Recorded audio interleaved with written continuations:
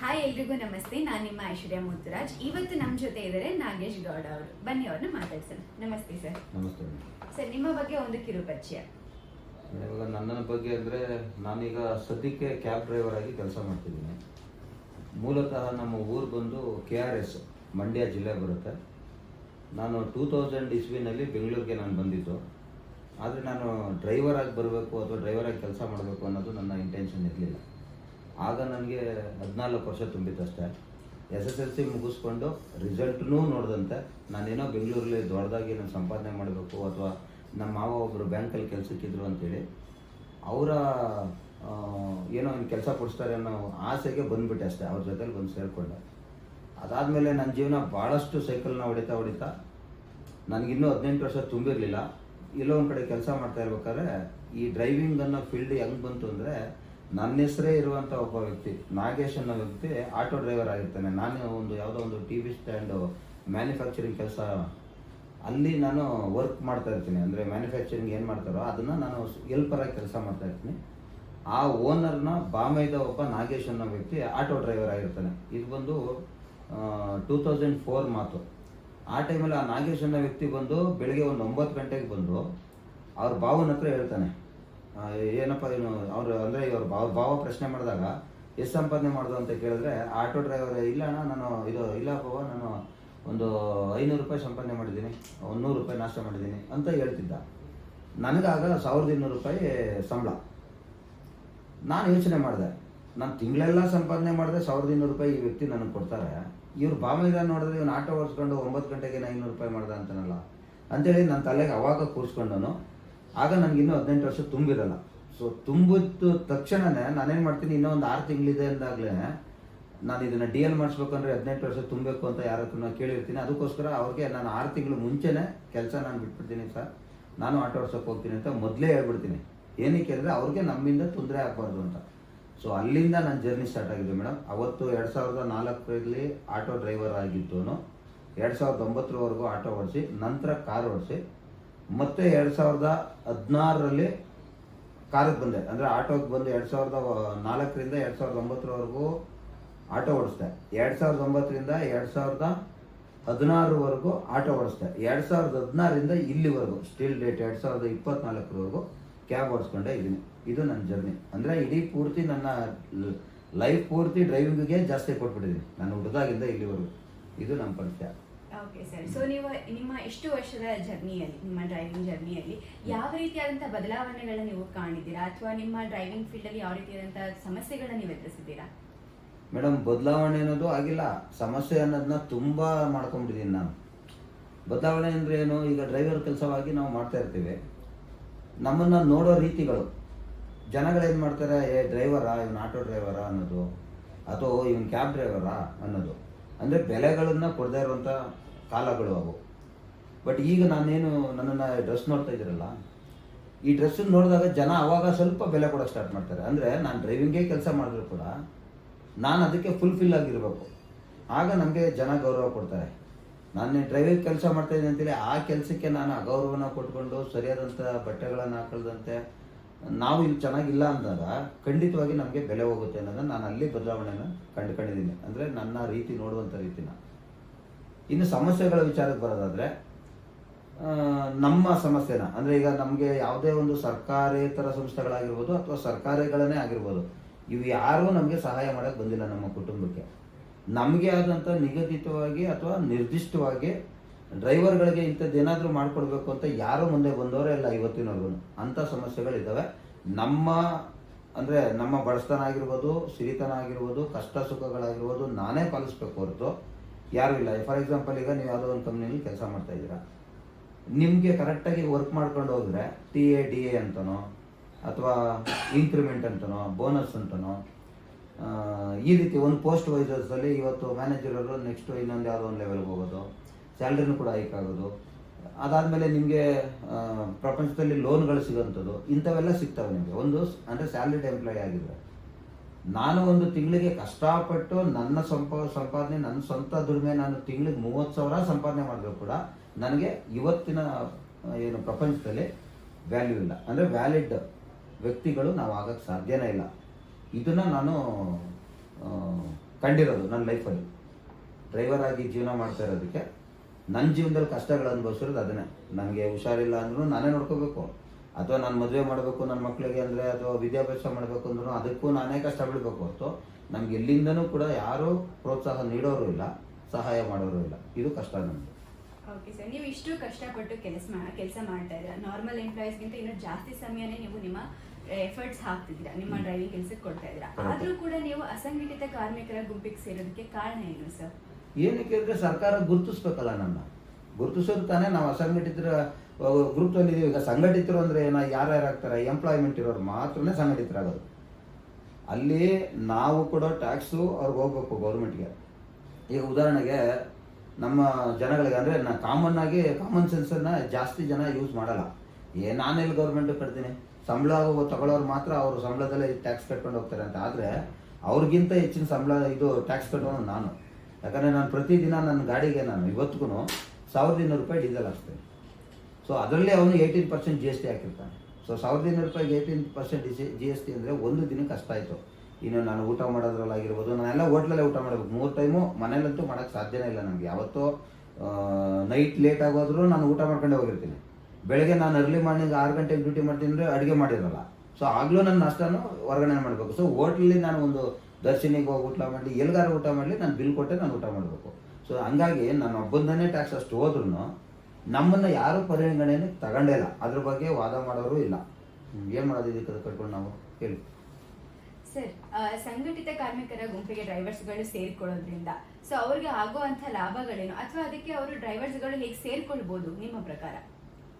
Madam, ಈಗ ಸಂಘಟಿತರಾಗಿ ಅವರು ಅಥವಾ ಅಸಂಘಟಿತರು. ಈಗ ಸಂಘಟಿತರು ಅಂದರೆ ಏನಾಗ್ಬಿಡ್ತದೆ, ಯಾವುದೋ ಒಂದು ಎಂಪ್ಲಾಯ್ಮೆಂಟ್ ಅಡಿನಲ್ಲಿ ಕೆಲಸ ಮಾಡ್ತಾ ಇದ್ದರೆ ಅವ್ರಿಗೆ ESI PF ಬಂದರೆ ಅವರು ಸಂಘಟಿತರಾಗ್ತಾರೆ.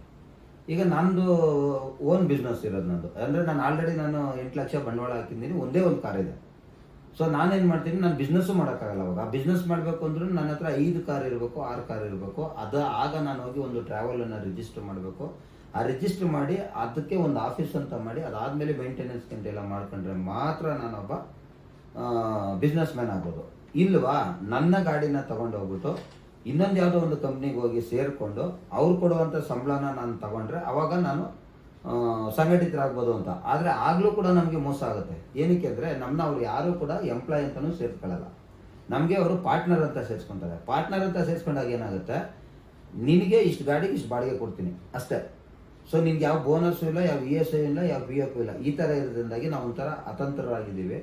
ನಾವು ಆ ರೀತಿ ಮಾಡ್ಕೊಳ್ಳೋದಿಲ್ಲ. ಆ ರೀತಿ ನಮ್ಗೆ ಅನುಕೂಲ ಬೇಕು ಅಂದರೆ ಯಾರಾದರೂ ಒಬ್ಬರು, ಈಗ ನಾನು ಒಂದೇ ಗಾಡಿ ಇಟ್ಕೊಂಡು ನಾನು ಜೀವನ ಮಾಡ್ತಾ ಇದ್ದೀನಿ ಅಂದಾಗ ಅದಕ್ಕೊಂದು ವ್ಯವಸ್ಥಿತವಾಗಿ ನನಗೊಂದು ಸಂಘಟನೆಯಾಗಿ ಮಾಡೋದಕ್ಕೆ ಒಂದು ಅವಕಾಶ ಕೊಟ್ಟರೆ, ಅಂದರೆ ಒಬ್ಬ ಬಿಸ್ನೆಸ್ ಮ್ಯಾನ್ ಆಗಿ ಅವಕಾಶ ಕೊಟ್ಟರೆ ಮಾಡ್ಕೊಳ್ಳೋದಕ್ಕೆ ಖಂಡಿತ ಅವ್ರ ಜೊತೆ ಕೈ ಜೋಡಿಸ್ಬೋದು. ಆದರೆ ಅದು ಲೀಗಲ್ ವೇನಲ್ಲಿ ಇರಬೇಕು. ಯಾರಿಗೂ ಮೋಸ ಮಾಡೋದಾಗಿರ್ಬೋದು, ಅಥವಾ ನನಗೆ ಮೋಸ ಮಾಡೋದಾಗಿರ್ಬೋದು, ಅಥವಾ ನನ್ನನ್ನು ಬಳಸ್ಕೊಂಡು ಇನ್ನೊಬ್ರಿಗೆ ಮೋಸ ಮಾಡೋದಾಗಿರ್ಬೋದು, ಇದು ಯಾವುದೂ ಇರಬಾರ್ದು. ಅಂಥ ಸಂಸ್ಥೆಗಳ ಜೊತೆ ಬೇಕಾದ್ರೆ ನಾವು ಕೈ ಜೋಡಿಸ್ಕೊಂಡು ನಾನು ಒಬ್ಬ ಸಂಘಟನೆ ಆಗೋದಕ್ಕೆ ಇಷ್ಟಪಡ್ತೀನಿ. ಅಂದ್ರೆ ಸರ್, ಇವಾಗ ಏನಾಗಿದೆ, ಮಾರ್ಕೆಟ್ ಅಲ್ಲಿ ಸಾಕಷ್ಟು ಆ್ಯಪ್ಗಳು ಬಂದು ಹೋಗಿದ್ದಾವೆ.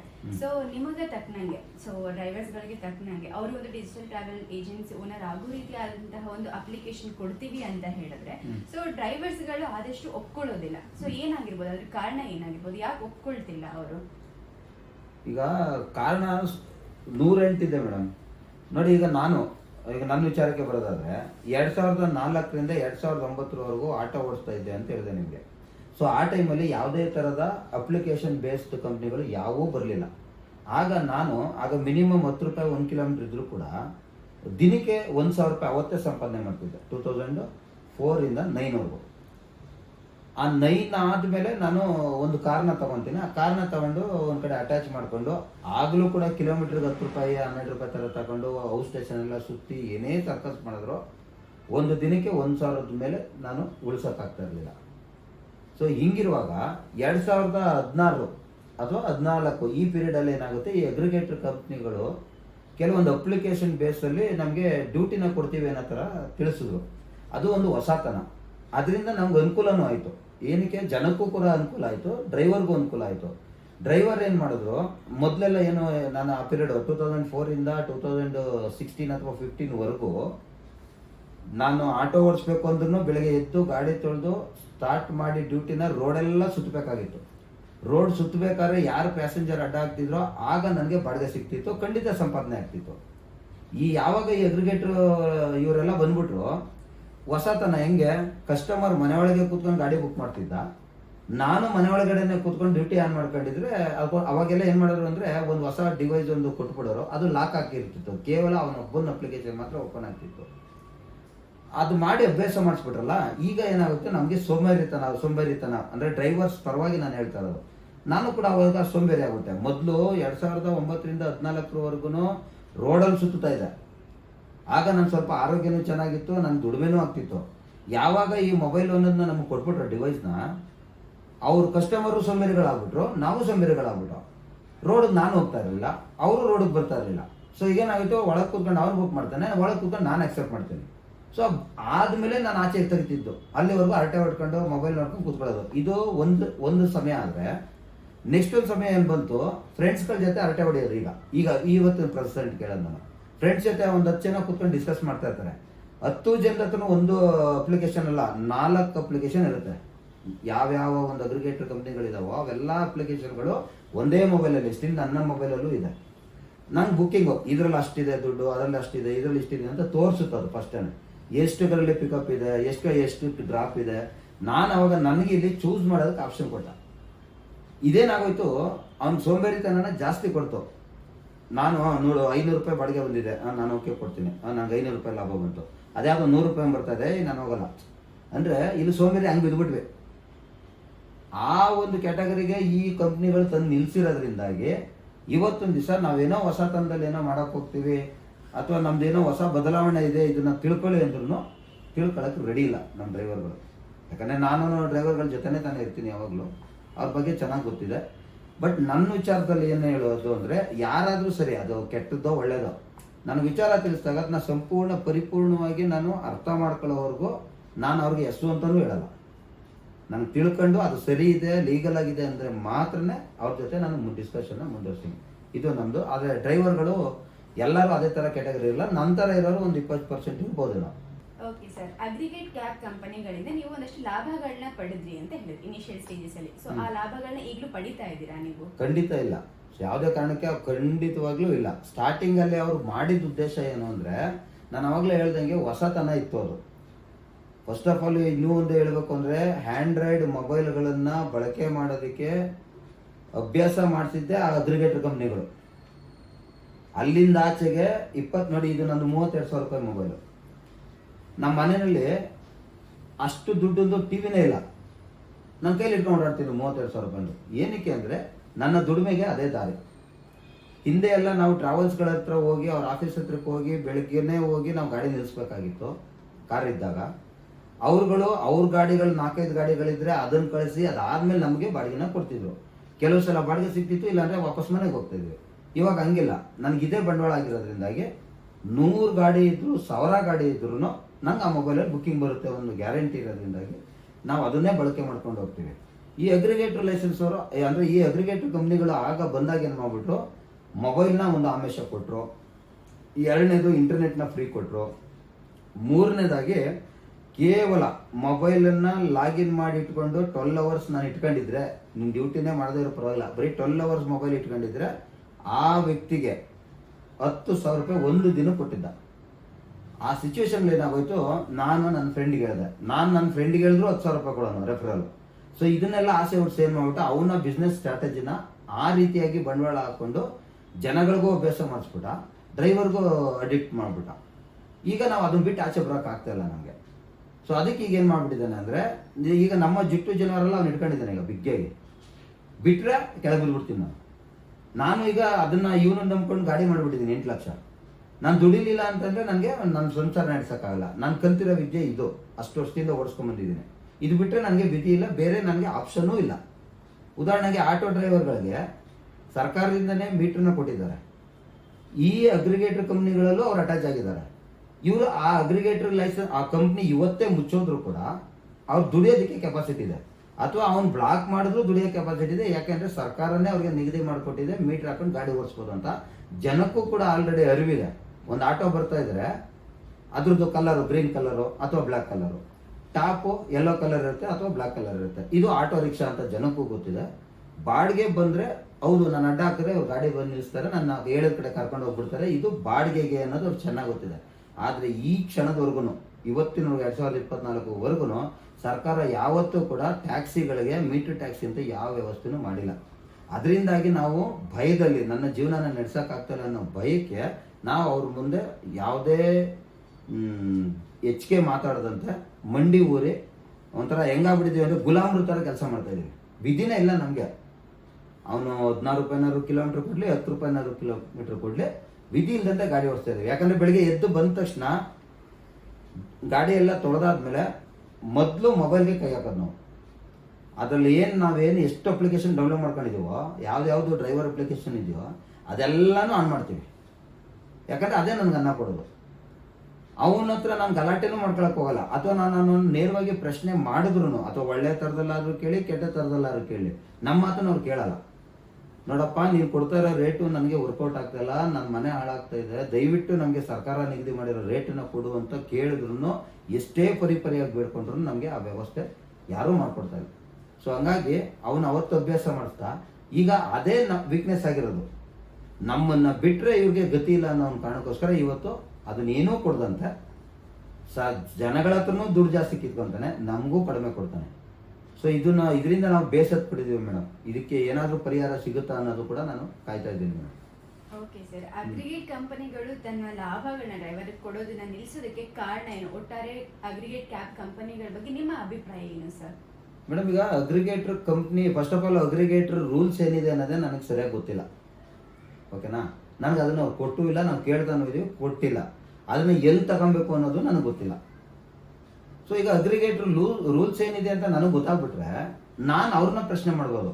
ನಿನ್ನ ರೂಲ್ಸ್ ಹಿಂಗಿದೆ, ನೀನು ಯಾಕೆ ನನಗೆ ಮೋಸ ಮಾಡ್ತಾ ಇದೀಯ ಅಂತೇಳಿ ನಾನು ಆತನ ವಿರುದ್ಧ ಕಂಪ್ಲೇಂಟ್ ಕೊಡ್ಬೋದು. ಆದರೆ ಇವರೆಲ್ಲೂ ಕೂಡ ಅದನ್ನು ಬಿಡ್ಕೊಡ್ತಾ ಇಲ್ಲ. ಅಗ್ರಿಗೇಟರ್ ಲೈಸೆನ್ಸ್ ಅಂದರೆ ಏನು, ಅದರ ಅಂಡರಲ್ಲಿ ನಾನು ಡ್ರೈವರ್ಗೆ ಎಷ್ಟು ದುಡ್ಡು ಕೊಡಬೇಕು ಅನ್ನೋದು ಅವನು ನಮಗೆ ಬಿಟ್ಟು ಹೇಳ್ತಾ ಇಲ್ಲ ಎಲ್ಲೂ. ಹಂಗಾಗಿ ಅದ್ರ ಬಗ್ಗೆ ನಾವು ಜಾಸ್ತಿ ತಲೆನೂ ಕೆಡಿಸ್ಕೊಂಡಿಲ್ಲ. ಇನ್ನು ನಾನು ಅವಾಗ ಹೇಳ್ದಂಗೆ ನಮ್ಮ ವೀಕ್ನೆಸ್ ಅವ್ರ ಹತ್ರ ಇರೋದಂಗೆ ನಾವು ಏನೂ ಮಾಡೋಕ್ಕಾಗದೇ ಇರೋ ಪರಿಸ್ಥಿತಿಲಿ ಇರೋದ್ರಿಂದ ಅಗ್ರಿಗೇಟರ್ ಲೈಸೆನ್ಸ್ ಅವ್ರು ಏನೇ ಕಿರುಕುಳ ಕೊಟ್ಟರು ಮಾಡ್ಕೊಂಡು ಹೋಗ್ತಿದ್ದೀವಿ ಮೇಡಮ್. ಓಕೆ ಸರ್, ಸೊ ನಿಮಗೆ ಯಾವ ರೀತಿಯಾದಂಥ ಅಪ್ಲಿಕೇಶನ್ ಬೇಕು ಅಂತ ನೀವು ಬಯಸ್ತೀರಾ? ಅಂದರೆ ಡ್ರೈವರ್ಸ್ಗಳಿಗೆ ಯೂಸ್ ಆಗೋ ರೀತಿ ಯಾವ ರೀತಿ ಅಪ್ಲಿಕೇಶನ್ ಬೇಕು ಅಂತ ನೀವು ಬಯಸ್ತಾ ಇದ್ದೀರಾ ಸರ್? ಮೇಡಮ್, ನಾನು ಬಯಸೋದಕ್ಕಿಂತ ಹೆಚ್ಚಾಗಿ ಅದು ಅವಶ್ಯಕ, ಬೇಕೇ ಬೇಕು, ಅತ್ಯವಶ್ಯಕ. ಅದು ನನಗೆ ಅನ್ನೋದಕ್ಕಿಂತ ಹೆಚ್ಚಾಗಿ ಎಷ್ಟೋ ಚಾಲಕರುಗಳಿಗೆ ಅದು ಬೇಕು. ಯಾಕೆ ಬೇಕು ಅಂದರೆ, ನಾನು ಅವಾಗಲೇ ಹೇಳ್ದಂಗೆ ನಾವು ಹೇಳಿದ ರೇಟ್ ಅಲ್ಲ, ನಾವು ಏನು ಎಕ್ಸ್ಟ್ರಾ ಕೊಡಿ ಅಂತ ಕೇಳ್ತಾ ಇಲ್ಲ, ನನಗೆ ಮೋಸ ಮಾಡಿ ಜನಗಳಿಗೆ ಅಂತ ನಾನು ಕೇಳ್ತಾ ಇಲ್ಲ, ನಾನೇನು ಕೇಳ್ತಾ ಇಲ್ಲ. ನನ್ನ ಬಂಡವಾಳಕ್ಕೆ ನಾನು ಹಾಕುವಂಥ ಎಕ್ಸ್ಪೆನ್ಸಸ್ ಏನಿರ್ತದೋ ಅದಕ್ಕೆ ನನ್ನ ದುಡಿಮೆಗೆ ನನ್ನ ಹೆಂಡತಿ ಮಕ್ಕಳನ್ನು ಸಾಕೋದಕ್ಕೆ ನನಗೊಂದು ರೇಟ್ ಕಾರ್ಡನ್ನು ಆಲ್ರೆಡಿ ಗೌರ್ಮೆಂಟ್ ಕೊಟ್ಟಿದೆ. ಆ ರೇಟ್ ನಿಗದಿ ಮಾಡಿ ನನಗೆ ಒಂದು ಅಪ್ಲಿಕೇಶನ್ ಬೇಕು ಅಂತ ಕೇಳ್ಕೊಳ್ತೀನಿ ಯಾರೇ ಬಂದ್ರು. ಅದೇ ರೀತಿಯಾಗಿ ಈ ಕಮಿಷನ್ ವಿಚಾರಕ್ಕೆ ಬರುತ್ತೆ. ಯಾವುದಾದ್ರು ಯಾರೇ ಅವ್ರನ್ನೂ ಲಾಭ ಇಲ್ಲಂತ ಕೆಲಸ ಮಾಡಲ್ಲ. ಸೊ ಕಮಿಷನ್ ವಿಚಾರವಾಗಿ ಬರೋದಾದರೆ 5% ನಾನು ಕೊಡೋಕೆ ರೆಡಿ ಇರ್ತೀನಿ. ಯಾವುದಕ್ಕೆ? ಎವ್ರಿ ರೈಡ್ಗೆ 5% ಕೊಡೋಕೆ ರೆಡಿ ಇರ್ತೀನಿ. ಮತ್ತು ಕಸ್ಟಮರ್ಗೂ ಕೂಡ ಅಷ್ಟೇ, ಸರ್ಕಾರ ನಿಗದಿ ಮಾಡಿರುವಂಥ ರೇಟನ್ನೇ ಹಾಕಬೇಕು. ಅದ್ರ ಮೇಲೆ ಎಕ್ಸ್ಟ್ರಾ 1 ರೂಪಾಯಿನೂ ಹಾಕ್ಬಾರ್ದು. ಪೀಕ್ ಅವರ್ ಅಂತಾಗಲಿ, ನಾನ್ ಪೀಕ್ ಅವರ್ ಅಂತ ಕಡಿಮೆ ಮಾಡೋದು ಅವೆಲ್ಲ ಇರಬಾರ್ದು. ಈಗ ಹೆಂಗೆ ಆಟೋಗೆ ಮಿನಿಮಮ್ 30 ರೂಪಾಯಿ 2 ಕಿಲೋಮೀಟ್ರಿಗೆ, ಪ್ರತಿ ಕಿಲೋಮೀಟ್ರಿಗೆ 15 ರೂಪಾಯಿ, ಫಸ್ಟು 10 ಮಿನಿಟ್ಸ್ ಫ್ರೀ, ಅದಾದಮೇಲೆ 1 ನಿಮಿಷಕ್ಕೆ 50 ಪೈಸೆ ಅಂತ ಆಲ್ರೆಡಿ RTOದಲ್ಲಿ ಇದೆ. ಮೀಟ್ರಲ್ಲಿ ಹಂಗೆ ಇರುತ್ತೆ. ನಮಗೂ ಅದೇ ಥರ ನಮಗೂ ನಿಗದಿ ಮಾಡಿರೋದೇನು, ಮಿನಿಮಮ್ಮು 1 ರಿಂದ 1 ಲಕ್ಷದಿಂದ 10 ಲಕ್ಷದವರೆಗೂ ವೆಹಿಕಲ್ ಏನು ವ್ಯಾಲ್ಯೂ ಇರುತ್ತೋ ಅದಕ್ಕೆ 24 ರೂಪೀಸ್ ಕೊಡಬೇಕು ಅಂತ ಹೇಳುತ್ತೆ. ಆ ರೇಟ್ ಫಿಕ್ಸ್ ಮಾಡಬೇಕು. ಮತ್ತು ರಾತ್ರಿ 11 ರಿಂದ ಬೆಳಗಿನ ಜಾವ 5 ಗಂಟೆವರೆಗೂ 10% ರೇಟನ್ನು ಇನ್ಕ್ರೀಸ್ ಮಾಡಬೇಕು ಅಂತ ಹೇಳುತ್ತೆ ಗೌರ್ಮೆಂಟು. ಅಷ್ಟು ಬೆಲೆನ ನಮಗೆ ಯಾವುದೇ ಒಂದು ಅಪ್ಲಿಕೇಶನ್ ರೆಡಿ ಮಾಡಿ ಕೊಟ್ಬಿಟ್ಟು ಸರ್ಕಾರದ ರೇಟನ್ನು ಜನಕ್ಕೂ ಅದನ್ನೇ ಹಾಕಬೇಕು, ನಮಗೂ ಅದನ್ನು ಕೊಡಬೇಕು. ನನ್ನ ಹತ್ರ ನೀವೇನು ದುಡ್ಡು ಕೊಡ್ತೀರಲ್ಲ, ಅಂದರೆ ಜನಗಳಿಂದ ತಗೊಂಡು ನನಗೆ ಕೊಡ್ತೀರಲ್ಲ, ಆ ದುಡ್ಡಲ್ಲಿ ನಾನು 5% ನಾನು ರೆಡಿ ಇದ್ದೀನಿ ಕೊಡೋಕ್ಕೆ. ಈ ಥರದ್ದು ಯಾರಾದರೂ ಅಪ್ಲಿಕೇಶನ್ ಮಾಡ್ಕೊಳ್ಬೇಕು. ಒಂದು. ಎರಡನೇದು ಬಂದ್ಬಿಟ್ಟು ಆ ಬಿಲ್ಲನ್ನು ನಾನು ಜನ್ರೇಟ್ ಮಾಡಬೇಕು. ಅದನ್ನು ನಾನು ಡಿಸ್ಕೌಂಟ್ ಕೊಡೋಕ್ಕೆ ಅಷ್ಟು ಇಷ್ಟ ಇದ್ದರೆ ನಾನು ಡಿಸ್ಕೌಂಟ್ ಕೊಡ್ಬೋದು. ನಾನು ಆ ರೋಡಲ್ಲಿ ಟೋಲ್ ಹೋಗಿದ್ರೆ ಆ ಟೋಲನ್ನು ನಾನು ಆ್ಯಡ್ ಮಾಡಬೇಕು. ಯಾಕಂದರೆ ಎಷ್ಟೋ ಸಲ ಏನಾಗ್ಬಿಡ್ತದೆ, ಆಟೋಮೆಟಿಕ್ಕಾಗಿ ಆ್ಯಡ್ ಆಗುತ್ತೆ ಅಂತ ಈ ಕೆಲವೊಂದು ಅಗ್ರಿಗೇಟರ್ ಕಂಪ್ನಿಗಳು ಏನು ಮಾಡ್ತವೆ, ಕೆಲವೊಂದು ನೆಟ್ವರ್ಕ್ ಇಶ್ಯೂ ಆಗ್ಬಿಡ್ತದೆ ಅಂದ್ಕೊಳ್ಳಿ. ನಾನು ಟೋಲ್ ಕ್ರಾಸ್ ಮಾಡೋ ಟೈಮಲ್ಲಿ ಅವ್ನು ಕೊಡೋದಿಲ್ಲ. ಕಸ್ಟಮರ್ ನಾನು ಅಲ್ಲಿ ನಮ್ಮದು ಯಾವುದದು ಫಾಸ್ಟ್ಯಾಗಲ್ಲಿ ದುಡ್ಡು ಕಟ್ಟಾಗಿರುತ್ತೆ. ನಾನು ಕಸ್ಟಮರ್ ಕೇಳಿದ್ರು ಆತ ಕೊಡೋದಿಲ್ಲ. ಈ ರೀತಿ ಒಂದು ಸಮಸ್ಯೆ ಆದರೆ ಇನ್ನು ಕೆಲವೊಂದು ಟೋಲಲ್ಲಿ ಅವರು ಆಟೋಮೆಟಿಕ್ ಕಟ್ಟೇ ಆಗಲ್ಲ, ಅಂದರೆ ಅದನ್ನು ಅವ್ರು ಮ್ಯಾಂಡೇಟ್ರಿ ಮಾಡಿಲ್ಲ. ಅಂಥ ಟೈಮಲ್ಲಿ ಕಸ್ಟಮರ್ಗೆ ನಾನು ಹೇಳಿದ್ರು ಕೂಡ ಅವರು ಇಲ್ಲ ನನಗೆ ಗೊತ್ತಿಲ್ಲಪ್ಪ, ಬಿಲ್ ಏನು ಬಂದಿತ್ತು ಅಷ್ಟೇ ನಾನು ಕೊಡೋದು ಅಂತಾರೆ. ಹಂಗಾಗಿ ಆ ಯಾವುದೇ ಒಂದು ಟೋಲು ನಾನು ಕ್ರಾಸ್ ಮಾಡಲಿ ಅಥವಾ ನಾನು ಏನೇ ಒಂದು ಪಾರ್ಕಿಂಗ್ ಮಾಡಿ, ನನಗೂ ಅವ್ರಿಗೂ ಕಾನ್ವರ್ಸೇಷನೇ ಇರಬಾರ್ದು ಕಸ್ಟಮರ್ಗೆ. ನಾನು ಒಂದು ಸಲ ನಂದೇನೇನಿದೆ ಬಿಲ್ ಸಮೇತ ಅಲ್ಲಿ ಹೋಗ್ಬಿಟ್ಟು ಎಂಟ್ರಿ ಮಾಡ್ತಿದ್ದಂಗೆ ಬಿಲ್ಲು ಅವ್ರಿಗೆ ಜನ್ರೇಟ್ ಆಗಬೇಕು ವಿತ್ ನನ್ನ ಹೆಸರು. ನಾನೇನಾದ್ರು ಒಂದು ಬಿಸ್ನೆಸ್, ಉದಾಹರಣೆ ನಾನು ಆವಾಗಲೇ ಹೇಳಿದೆ, ನಾನೊಂದು ಟ್ರಾವೆಲ್ಸ್ ಇಡಬೇಕು. ಆ ಟ್ರಾವೆಲ್ಸ್ ಇಡೋದಕ್ಕೆ ನನ್ನ ಕೈಲಿ ದೊಡ್ಡ ಇದಿಲ್ಲ. ಈಗ ನಾನು ಗೌರ್ಮೆಂಟ್ ರೇಟನ್ನ ನಾನು ತಗೊತಾ ಇದ್ದೀನಿ ಅಲ್ವಾ, ನಾನು ತಗೊತಾ ಇರೋ ದುಡ್ಡಿಗೆ ಕಮಿಷನ್ ನಾನು ನಿಮಗೆ ಕೊಡ್ತಾ ಇದ್ದೀನಿ ಅಂದಮೇಲೆ ಅದು ಫುಲ್ಲು ಲೆಕ್ಕಾಚಾರ ನಂದೇ ಇರಬೇಕು. ಅದರಲ್ಲಿ ಯಾವುದೇ ಒಂದು ಕಂಪ್ನಿ ಆಡಳಿತ ಮಾಡಬಾರ್ದು. ಈ ರೀತಿಯಾಗಿ ಅಪ್ಲಿಕೇಶನ್ ಬೇಕು ಅಂತ ಬಯಸ್ತೇನೆ ಮೇಡಮ್ ನಾನು. ಓಕೆ ಸರ್, ನಿಮಗೆ ಆ ರೀತಿಯಾದಂಥ ಒಂದು ಅಪ್ಲಿಕೇಶನ್ ರೆಡಿ ಮಾಡಿ ಕೊಟ್ಟರೆ ಸೊ ನೀವು ಅದನ್ನು ಯಾವ ರೀತಿ ಉಪಯೋಗಿಸ್ತೀರಾ, ಹಾಗೆ ನಿಮ್ಮ ಡ್ರೈವರ್ ಫ್ರೆಂಡ್ಸ್ಗಳಿಗೆ ಅದನ್ನು ಯಾವ ರೀತಿ ಸಜೆಸ್ಟ್ ಮಾಡ್ತೀರಾ ಸರ್? ಉಪಯೋಗಿಸ್ತೀರಾ ಅನ್ನೋದು ಖಂಡಿತವಾಗಿ ನಾನು ಅದು ಉಪಯೋಗಿಸೋ ವಿಚಾರಕ್ಕೆ ಬಂದರೆ, ಮೊದಲನೇದಾಗಿ ನಾನೊಬ್ಬ ಪ್ರೊಫೆಷನಲ್ ಡ್ರೈವರ್ ಆಗಿ, ಪ್ರೊಫೆಷನಲ್ ಓನರ್ ಆಗಿ, ಪ್ರೊಫೆಷನಲ್ ಟ್ರಾವೆಲ್ ಏಜೆನ್ಸಿ ಆಗಿ ನಾನು ಕೆಲಸ ಮಾಡೋಕ್ಕೆ ಸ್ಟಾರ್ಟ್ ಮಾಡ್ತೀನಿ. ಹೆಂಗೆ? ಬೆಳಗ್ಗೆ ಎದ್ದ ತಕ್ಷಣ ವಾಹನನ ಮೊದಲು ಕ್ಲೀನ್ ಮಾಡ್ಕೊತೀನಿ, ಸುಸ್ಥಿತಿನಲ್ಲಿ ಇಟ್ಕೊತೀನಿ. ಅದು ಎಮಿಷನ್ ಆಗಿರ್ಬೋದು, ಡಾಕ್ಯುಮೆಂಟ್ಸ್ಗಳಾಗಿರ್ಬೋದು, ಎಲ್ಲನೂ ಕರೆಕ್ಟಾಗಿ ಇಟ್ಕೊತೀನಿ. ನಾನು ಕೂಡ ಯೂನಿಫಾರ್ಮಲ್ಲಿ ಪರ್ಫೆಕ್ಟಾಗಿ ನಾನೊಬ್ಬ ಎಂಪ್ಲಾಯ್ ಥರದಲ್ಲೇ ನಾನು ಆಚೆ ಬರ್ತೀನಿ. ಅದಾದಮೇಲೆ ನನ್ನ ಬಿಸ್ನೆಸ್ಸನ್ನು ಸ್ಟಾರ್ಟ್ ಮಾಡಬೇಕು. ಈಗ ನಾನು ಯಾವುದೇ ಒಂದು ಬಿಸ್ನೆಸ್ ಮಾಡಿದಾಗ ನಾನು ಹೆಂಗೆ ನನ್ನ ಅಂಗಡಿನ ಶುದ್ಧ ಮಾಡ್ಕೊತೀನಿ, ಹಂಗೆ ನಾನು ನನಗೆ ಅದೊಂದು ಬಿಸ್ನೆಸ್ಸು ಪ್ಲೇಸು ನಾನು ಮಾಡಿಕೊಂಡು ಸರ್ವಿಸನ್ನು, ಅದು ಆನ್ಲೈನ್ ಬುಕ್ಕಿಂಗ್ ಬರುತ್ತೆ. ಈಗ ಹೆಂಗೆ ಅಗ್ರಿಗೇಟರ್ ಕಂಪ್ನಿಗಳನ್ನ ಮಾಡ್ತಾ ಇದ್ದೀನಿ ಅದೇ ಥರನೇ ಸರ್ವಿಸ್ನ ಅವ್ರಿಗೆ ಕೊಡೋಕ್ಕೆ ರೆಡಿ, ಖುಷಿಯಾಗಿ ಸಂತೋಷವಾಗಿ ಅವ್ರಿಗೆ ವೆಲ್ಕಮ್ನ ಕೂಡ ಮಾಡಿ, ಅವ್ರಿಗೆ ಬಾಯಿನೂ ಕೂಡ ಮಾಡಿಬಿಟ್ಟು ನನಗೆ ಡ್ಯೂಟಿನ ನಾನು ಕಂಪ್ಲೇಂಟ್ ಮಾಡಿಕೊಂಡು ಹೋಗ್ತೀನಿ ಮೇಡಮ್ ಅವರೇ. ಅದೇ ಥರ ನಮ್ಗೆ ಆಟೋದವರು ಏನು ಇವಾಗ ಮೀಟ್ರ್ ಹಾಕೊಂಡು ರೋಡಲ್ಲಿ ಹೋಗ್ತಾರೋ ಆ ರೀತಿಯಾದ ಒಂದು ಚಾನ್ಸಸ್ಸು ಕೂಡ ನನಗೆ ಬೇಕು. ಆನ್ಲೈನ್ ಬುಕ್ ಮಾಡೋರು ಮಾಡ್ತಾರೆ, ಕೆಲವ್ರುಗಳು ರೋಡಲ್ಲಿ ಹೋಗ್ಬೇಕಾದ್ರೆ ಅವ್ರ ಹತ್ರ ಮೊಬೈಲ್ ಸ್ವಿಚ್ ಆಫ್ ಆಗಿರುತ್ತೆ, ಅಥವಾ ನೈಟ್ ಟೈಮ್ಗಳಲ್ಲಿ ಗಾಡಿಗಳು ಎಲ್ಲ ಬುಕ್ಕಿಂಗಾಗಿ ಜಾಸ್ತಿ ಆಗ್ಬಿಟ್ಟು ಬರ್ತಾ ಇರೋದಿಲ್ಲ. ಆಮೇಲೆ ಅವ್ರ ಹತ್ರ ಅಪ್ಲಿಕೇಶನ್ಗಳೆಲ್ಲ ಇರೋದಿಲ್ಲ, ಅವರು ಹೊಸ್ದಾಗಿ ಊರಿಂದ ಬಂದಿರ್ತಾರೆ. ಮತ್ತು ಈ ರೈಲ್ವೆ ಸ್ಟೇಷನ್, ಬಸ್ ಸ್ಟ್ಯಾಂಡ್ಗಳಲ್ಲಿ ಆಟೋ ಸ್ಟ್ಯಾಂಡ್ ಇದೆ, ಟ್ಯಾಕ್ಸಿ ಸ್ಟ್ಯಾಂಡ್ ಇಲ್ಲ. ಬಟ್ ನಮಗೆ ಅಂತ ಒಂದು ಟ್ಯಾಕ್ಸಿ ಸ್ಟ್ಯಾಂಡನ್ನು ನಾವು ಗೌರ್ಮೆಂಟ್ ಅವ್ರಿಗೆ ಕೇಳಿ ಎಲ್ಲೋ ಒಂದು ಕಡೆ ಜಾಗದಲ್ಲಿ ನಾವು ನಿಲ್ಸ್ಕೊಂಡ್ರು, ಅಥವಾ ನಾನು ಎಲ್ಲೋ ಒಂದು ಕಡೆ ಸೈಡಲ್ಲಿ ಪಾರ್ಕ್ ಮಾಡ್ಬಿಟ್ಟು ಬಂದ್ರು, ಜನ ನಮ್ಮ ಗಾಡಿನಲ್ಲಿ ಬಂದಾಗ ನಾನು ಅವ್ರಿಗೆ ಬಿಲ್ ಕೊಡೋಂಗೆ ಇರಬೇಕು. ಬಿಲ್ ಕೊಟ್ಬಿಟ್ಟು ಲೀಗಲ್ ಪ್ರಕಾರದಲ್ಲಿ ಸರ್ಕಾರದ ರೇಟನ್ನೇ ನಾನು ತಗೊಂಡು ಸರ್ವಿಸ್ ಕೊಡೋದಕ್ಕೆ ಆ ಲೆವೆಲ್ಗೆ ನಾನು ಯೋಚನೆ ಮಾಡ್ತಾ ಇದ್ದೀನಿ ಮೇಡಮ್. ಆ ಥರ ಅವಕಾಶ ನನಗೆ ಬೇಕು. ಸೊ ನೀವು ಹೇಳಿದಂಥ ಎಲ್ಲ ಪಾಯಿಂಟ್ಸ್ನ ಇನ್ಕ್ಲೂಡ್ ಮಾಡಿ ಇವಾಗ ಒಂದು ಟರ್ನರ್ ಅಂತ ಹೇಳಿ ಆ್ಯಪ್ ಲಾಂಚ್ ಆಗಿದೆ. ಇದ್ರ ಬಗ್ಗೆ ನಿಮಗೆ ಗೊತ್ತಿದೆಯಾ ಸರ್? ಖಂಡಿತ ಅದ್ರ ಬಗ್ಗೆ ಒಂದು ಸಲ ಮಾಹಿತಿನೂ ಕೊಟ್ಟರು. ಅದನ್ನು ಕೊಟ್ಟಾಗ ನಾನು ಅದನ್ನು ತಿರಸ್ಕರಿಸ್ದೆ. ಏನಕ್ಕೆ ಅಂದರೆ ರೀ ಹೋಗ್ರಿ ಎಲ್ಲ ಅಪ್ಲಿಕೇಶನ್ ಬಂದಂಗೆ ನಿಮ್ಮದು ಬಂದೈತೆ, ತಿರ್ಗಾ ನೀನು ಬಂದು ಆಡ್ ಮಾಡೋಕ್ಕೆ ಬಂದೇನಪ್ಪ ಅಂತೇಳಿ ಬೈದಿದ್ದು ಉಂಟು. ಯಾರು ಅದನ್ನು ನನಗೆ ವಿಚಾರ ತಿಳಿಸೋಕೆ ಬಂದರು ಅವಾಗ. ಸೊ ಅದಾದಮೇಲೆ ಇಲ್ಲ ಸರ್ ನಮ್ಮದು ಈ ಥರ ಇದೆ, ಆ ಥರ ಇದೆ, ಏನೇನೋ ಹೇಳಕ್ಕೆ ಬಂದರು, ಏನೇನೋ ಮೀಟರ್ ಇದೆ, ಅದಿದೆ ಅಂತ. ಸರಿ ಅದೇನು ಮಾಡ್ತೀರಾ ನೋಡೋಣ ಇರಪ್ಪ ಅಂದ್ಬಿಟ್ಟಿನ ಕೆಲಸ ನಾನೇನು ಮಾಡಿದೆ, ಮೊದಲು ಅದನ್ನು ಅಪ್ಲಿಕೇಶನ್ ಡೌನ್ಲೋಡ್ ಮಾಡಿಕೊಂಡು ಆಮೇಲೆ ಇದು ಹೆಂಗೆ ವರ್ಕ್ ಆಗುತ್ತೆ ತೋರ್ಸಪ್ಪ ಅಂತ ಹೇಳಿದಾಗ ಅವ್ರ ಹತ್ರ ಅಲ್ಲಿ ಡೆಮೋ ಕೊಟ್ಟರು. ಸೊ ಆಗ ನಾನು ಒಂದು 2-3 ಕಿಲೋಮೀಟ್ರು 4 ಕಿಲೋಮೀಟ್ರ್ ಎಲ್ಲ ಹೋಗಿ ಬಿಲ್ಲೆಲ್ಲ ಕಂಪ್ಲೀಟ್ ಮಾಡಿ ಕ್ಲೋಸ್ ಮಾಡಿದಾಗ ಈ ರೀತಿ ಬಿಲ್ಗಳು ನಮ್ಮ ಹೆಸರಲ್ಲಿ ಬರೋದು, ಅಥವಾ ನಾನು ಹೇಳಿದ್ನೆಲ್ಲ ಆಪ್ಷನ್ ಆ ರೀತಿಯಾಗಿ ಇರೋದು ಎಲ್ಲ ಸಿಕ್ತಾಗ ಏನಿಸ್ತು, ಪರವಾಗಿಲ್ಲಪ್ಪ, ಇದು ನಮ್ಮ ಲೈಫಲ್ಲಿ ನಮ್ಮ ದುಡಿಮೆನ ನಾವೇ ಮಾಡ್ಕೊಳ್ಳೋದಕ್ಕೆ, ನಾವೊಬ್ಬರು ಟ್ರಾವೆಲ್ಸ್ ಓನರ್ ಆಗೋದಕ್ಕೆ ಒಂದು ಒಳ್ಳೆ ಪ್ಲಾಟ್ಫಾರ್ಮ್ ಸಿಕ್ಕಿದೆ ಅಂತ ಅನ್ನಿಸ್ತು. ಖಂಡಿತ ಚೆನ್ನಾಗಿದೆ. ಓಕೆ ಸರ್, ನೀವು ಆಲ್ರೆಡಿ ಆ್ಯಪ್ನ ಯೂಸ್ ಮಾಡಿದಿರಾ, ಸೊ ಅದರಿಂದ ಬೇರೆ ಡ್ರೈವರ್ಸ್ಗಳು ಲಾಭಗಳನ್ನ ಪಡ್ಕೊಳ್ಬೋದು ಅಂತ ನಿಮಗೆ ಅನ್ಸುತ್ತಾ? ಖಂಡಿತವಾಗಿ ಪಡ್ಕೋಬೋದು. ಈಗ ನೋಡಿ, ಈಗ ನಾನು ಅವಾಗಲೇ ಹೇಳ್ದಂಗೆ ಸುಮಾರು ಅಗ್ರಿಗೇಟರ್ ಲೈಸೆನ್ಸ್ ಇದೆಯೋ ಅಥವಾ ಇಲ್ವೋ, ಅದು ಬೇಕೋ ನಮ್ಗೆ ಗೊತ್ತಿಲ್ಲ. ಒಟ್ಟಿನಲ್ಲಿ ಯಾರೋ ಒಬ್ರು ಬಂದರು, ಇದ್ರಲ್ಲಿ ಡ್ಯೂಟಿ ಬರುತ್ತೆ ಅಣ್ಣ, ನೀನು ಅಪ್ಲಿಕೇಶನ್ ಡೌನ್ಲೋಡ್ ಮಾಡ್ಕೊ ಅಂತ ಹೇಳಿದ್ರು. ನಾವು ಡೌನ್ಲೋಡ್ ಮಾಡ್ಕೊಂಡು ನಮ್ಮ ಡಾಕ್ಯುಮೆಂಟ್ ಅಪ್ಲೋಡ್ ಮಾಡ್ಕೊಂಡು ಹೋಗ್ತಾ ಇದ್ದೀವಿ. ಬಟ್ ಅಲ್ಲೆಲ್ಲೂ ಕೂಡ ಸರ್ಕಾರ ನಿಗದಿ ಮಾಡಿರೋ ರೇಟನ್ನು ಅವ್ರು ಕೊಡ್ತಾ ಇಲ್ಲ. ಕೆಲವೊಂದ್ಸಲ ಏನಾಗುತ್ತೆ, ಅದಕ್ಕಿಂತ ದುಪ್ಪಟ್ಟು ರೇಟನ್ನು ಹಾಕ್ತಾರೆ ಕಸ್ಟಮರ್ಗೆ. ನಮಗೂ ಕೆಲವೊಂದ್ಸಲ ಕೊಡ್ತಾನೆ ಅಷ್ಟೇ, ಆದರೆ ಇನ್ನು ಕೆಲವೊಂದ್ಸಲ ಕಡಿಮೆ ಮಾಡ್ತಾನೆ. ಓವರಾಲು ನಾನು ಬೆಳಗ್ಗೆಯಿಂದ ರಾತ್ರಿವರೆಗೂ ಡ್ಯೂಟಿನ ಕಂಪ್ಲೀಟ್ ಮಾಡಿ ತೆಗೆದು ಒಂದ್ಸಲ ತಿರುಗಿ ನೋಡಿದ್ರೆ ಟೋಟಲ್ ಕ್ಯಾಲ್ಕುಲೇಟ್ ಮಾಡಿದ್ರೆ 16 ರೂಪಾಯಿನೇ ಆಗಿರ್ತದೆ ನನಗೆ. ಈಗ ರಾತ್ರಿ 7 ಗಂಟೆಗೋ ಅಥವಾ ಬೆಳಗ್ಗೆ 8 ಗಂಟೆಗೋ ಫುಲ್ ಪೀಕ್ ಅವರ್ ಇದ್ದರೆ 1 ಕಿಲೋಮೀಟ್ರಿಗೆ ಅವನು 10 ಕಿಲೋಮೀಟ್ರಿಗೆ 400 ರೂಪಾಯಿ ಕೊಟ್ಟಿರ್ತಾನೆ, 4 ಬಾಡಿಗೆ. ಇನ್ನು ತಿರೋ ಮಧ್ಯಾಹ್ನ ನಾನು ನೋಡ್ದಿರ್ತೀನಲ್ಲ, ಅದಕ್ಕೆಲ್ಲ 10 ಕಿಲೋಮೀಟ್ರಿಗೆ 150 ರೂಪಾಯಿ ಕೊಟ್ಟಿರ್ತಾನೆ.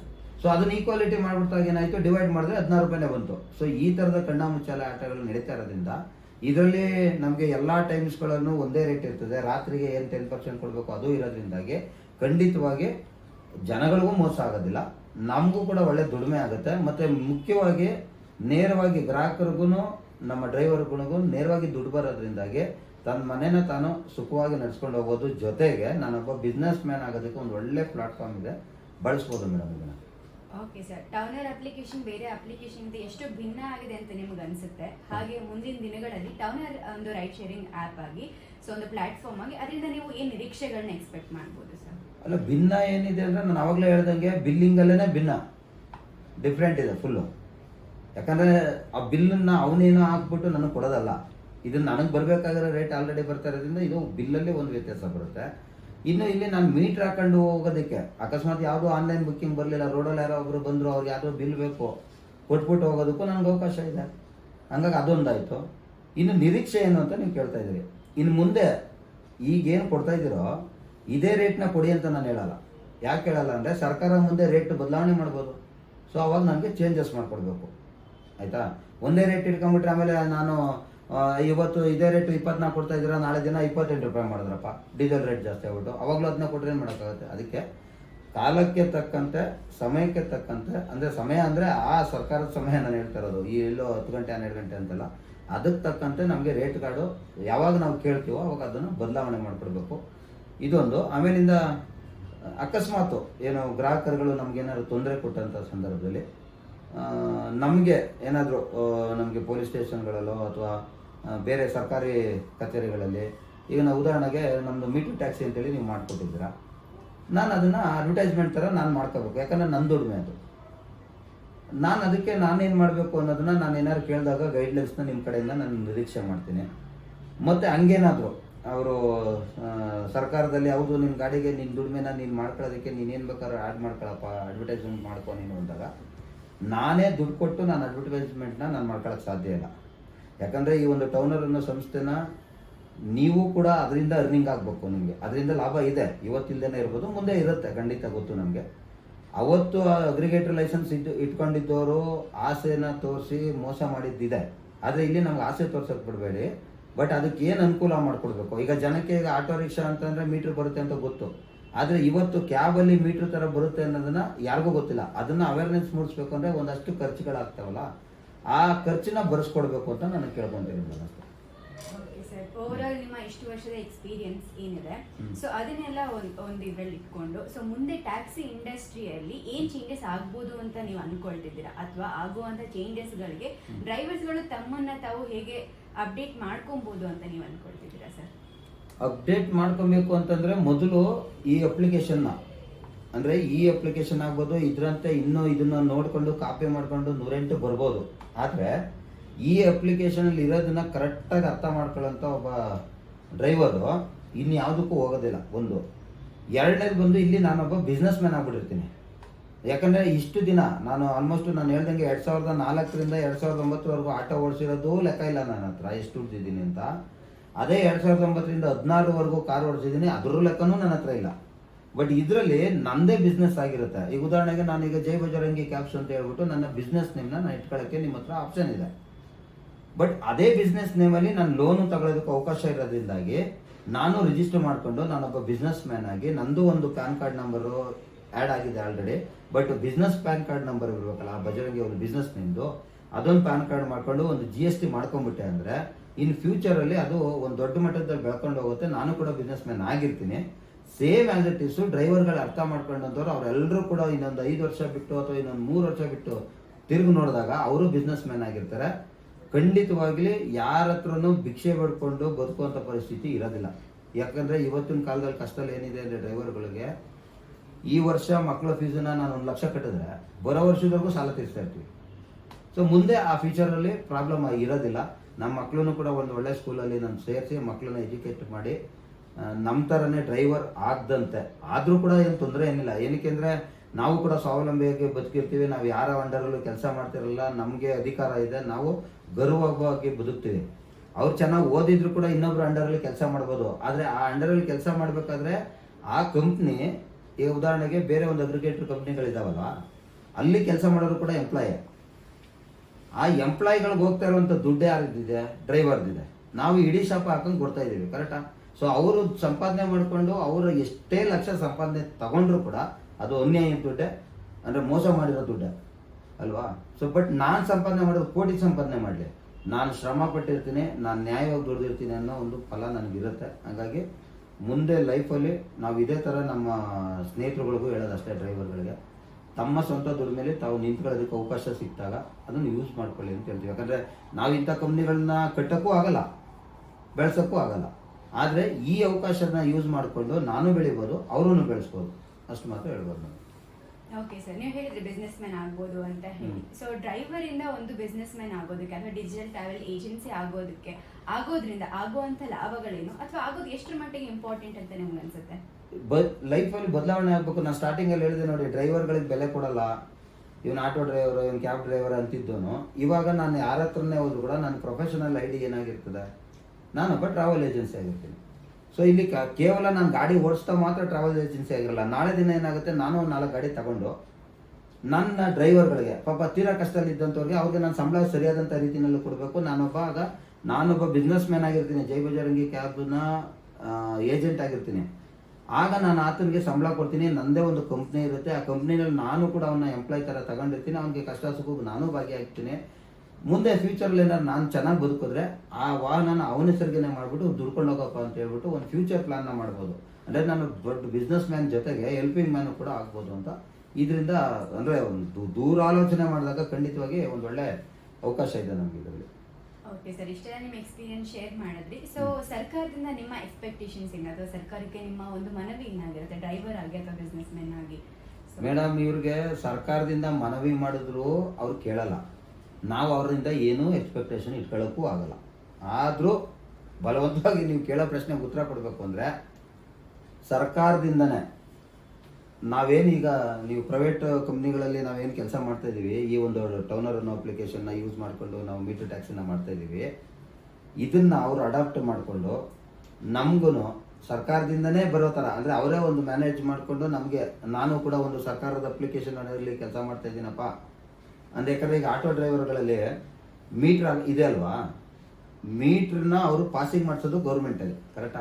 ಸೊ ಹಂಗೆ ನಿಮ್ಮ ಅಪ್ಲಿಕೇಶನನ್ನು ನಾನು ಯೂಸ್ ಮಾಡ್ತಾ ಇದ್ದೀನಿ ಅಂದರೆ ಅದಕ್ಕೆ ಅವರು ಲೈಸೆನ್ಸನ್ನು ಕೊಟ್ಟುಬಿಟ್ಟು ನಾನು ಕೂಡ ಗೌರ್ಮೆಂಟ್ ಅಂಡರಲ್ಲಿ ಆ ಗೌರ್ಮೆಂಟ್ ದುಡ್ಡನ್ನು ತಿಂತಾ ಇದ್ದೀನಿ ಅನ್ನೋ ಲೆಕ್ಕಾಚಾರ ಬರುತ್ತೆ. ಗೌರ್ಮೆಂಟ್ ಪ್ರಕಾರ ಅವ್ರಿಗೂ ಒಂದು ಒಳ್ಳೆ ಹೆಸರು ಬರ್ತದದು. ಯಾಕಂದರೆ ಈಗ ಮೀಟ್ರ್ ಹಾಕ್ಕೊಂಡು ನೀನು ಗಾಡಿ ಓಡಿಸಪ್ಪ ಅಂತಂತಂದರೆ ಈಗ ಒಂದು 6,000 ರೂಪಾಯಿ ಕೊಟ್ಟು ಒಂದು ಮೀಟ್ರನ್ನ ತಂದು ಗಾಡಿಗೆ ಫಿಟ್ ಮಾಡಬೇಕು. ಆ ಫಿಟ್ ಮಾಡಿದ್ಮೇಲೆ ಅದನ್ನು ನಾವು ಅಡ್ವರ್ಟೈಸ್ಮೆಂಟ್ ಮಾಡಬೇಕು ಅಂತ ಹೇಳ್ಬಿಟ್ಟು ಅದೇನು ಖರ್ಚುಗಳಿರ್ತೋ ಅದನ್ನು ನಾನೇ ಮಾಡ್ಕೋಬೇಕು. ಜನಗಳು ಮೀಟ್ರ್ ಇದೆ ಅಂತ ಹೇಳ್ಬಿಟ್ಟು ಬಂದ್ಬಿಟ್ಟು ಅವ್ರಿಗೆ ಡಿಜಿಟಲ್ ಬಿಲ್ ಬೇಕು. ಆ ಒಂದು ಕಾರಣಕ್ಕೋಸ್ಕರನಾರು ಈ ಪ್ರೈವೇಟ್ ಕಂಪ್ನಿ ಜೊತೆ ಸರ್ಕಾರ ಕೈ ಜೋಡಿಸ್ಕೊಂಡು ಸಹಾಯ ಮಾಡಿದ್ರೆ ನಾವು ಬದುಕ್ತೀವಿ, ಸರ್ಕಾರಕ್ಕೂ ಒಂದು ಒಳ್ಳೆಯ ಒಂದು ಹೆಸರು ಬರುತ್ತೆ. ನಾವು ಇಷ್ಟೇ ಒಂದು ಏನು ಸರ್ಕಾರದಿಂದ ಬಯಸ್ತಾ ಇರೋವಂಥದ್ದು, ಬೇರೆ ಇನ್ನೇನಿಲ್ಲ. ನಮ್ಮ ಕಷ್ಟಪಟ್ಟು ನಾವು ದುಡ್ಕೊಂತೀವಿ, ಬೇರೆ ಏನು ಬೇಡ ನಮಗೆ.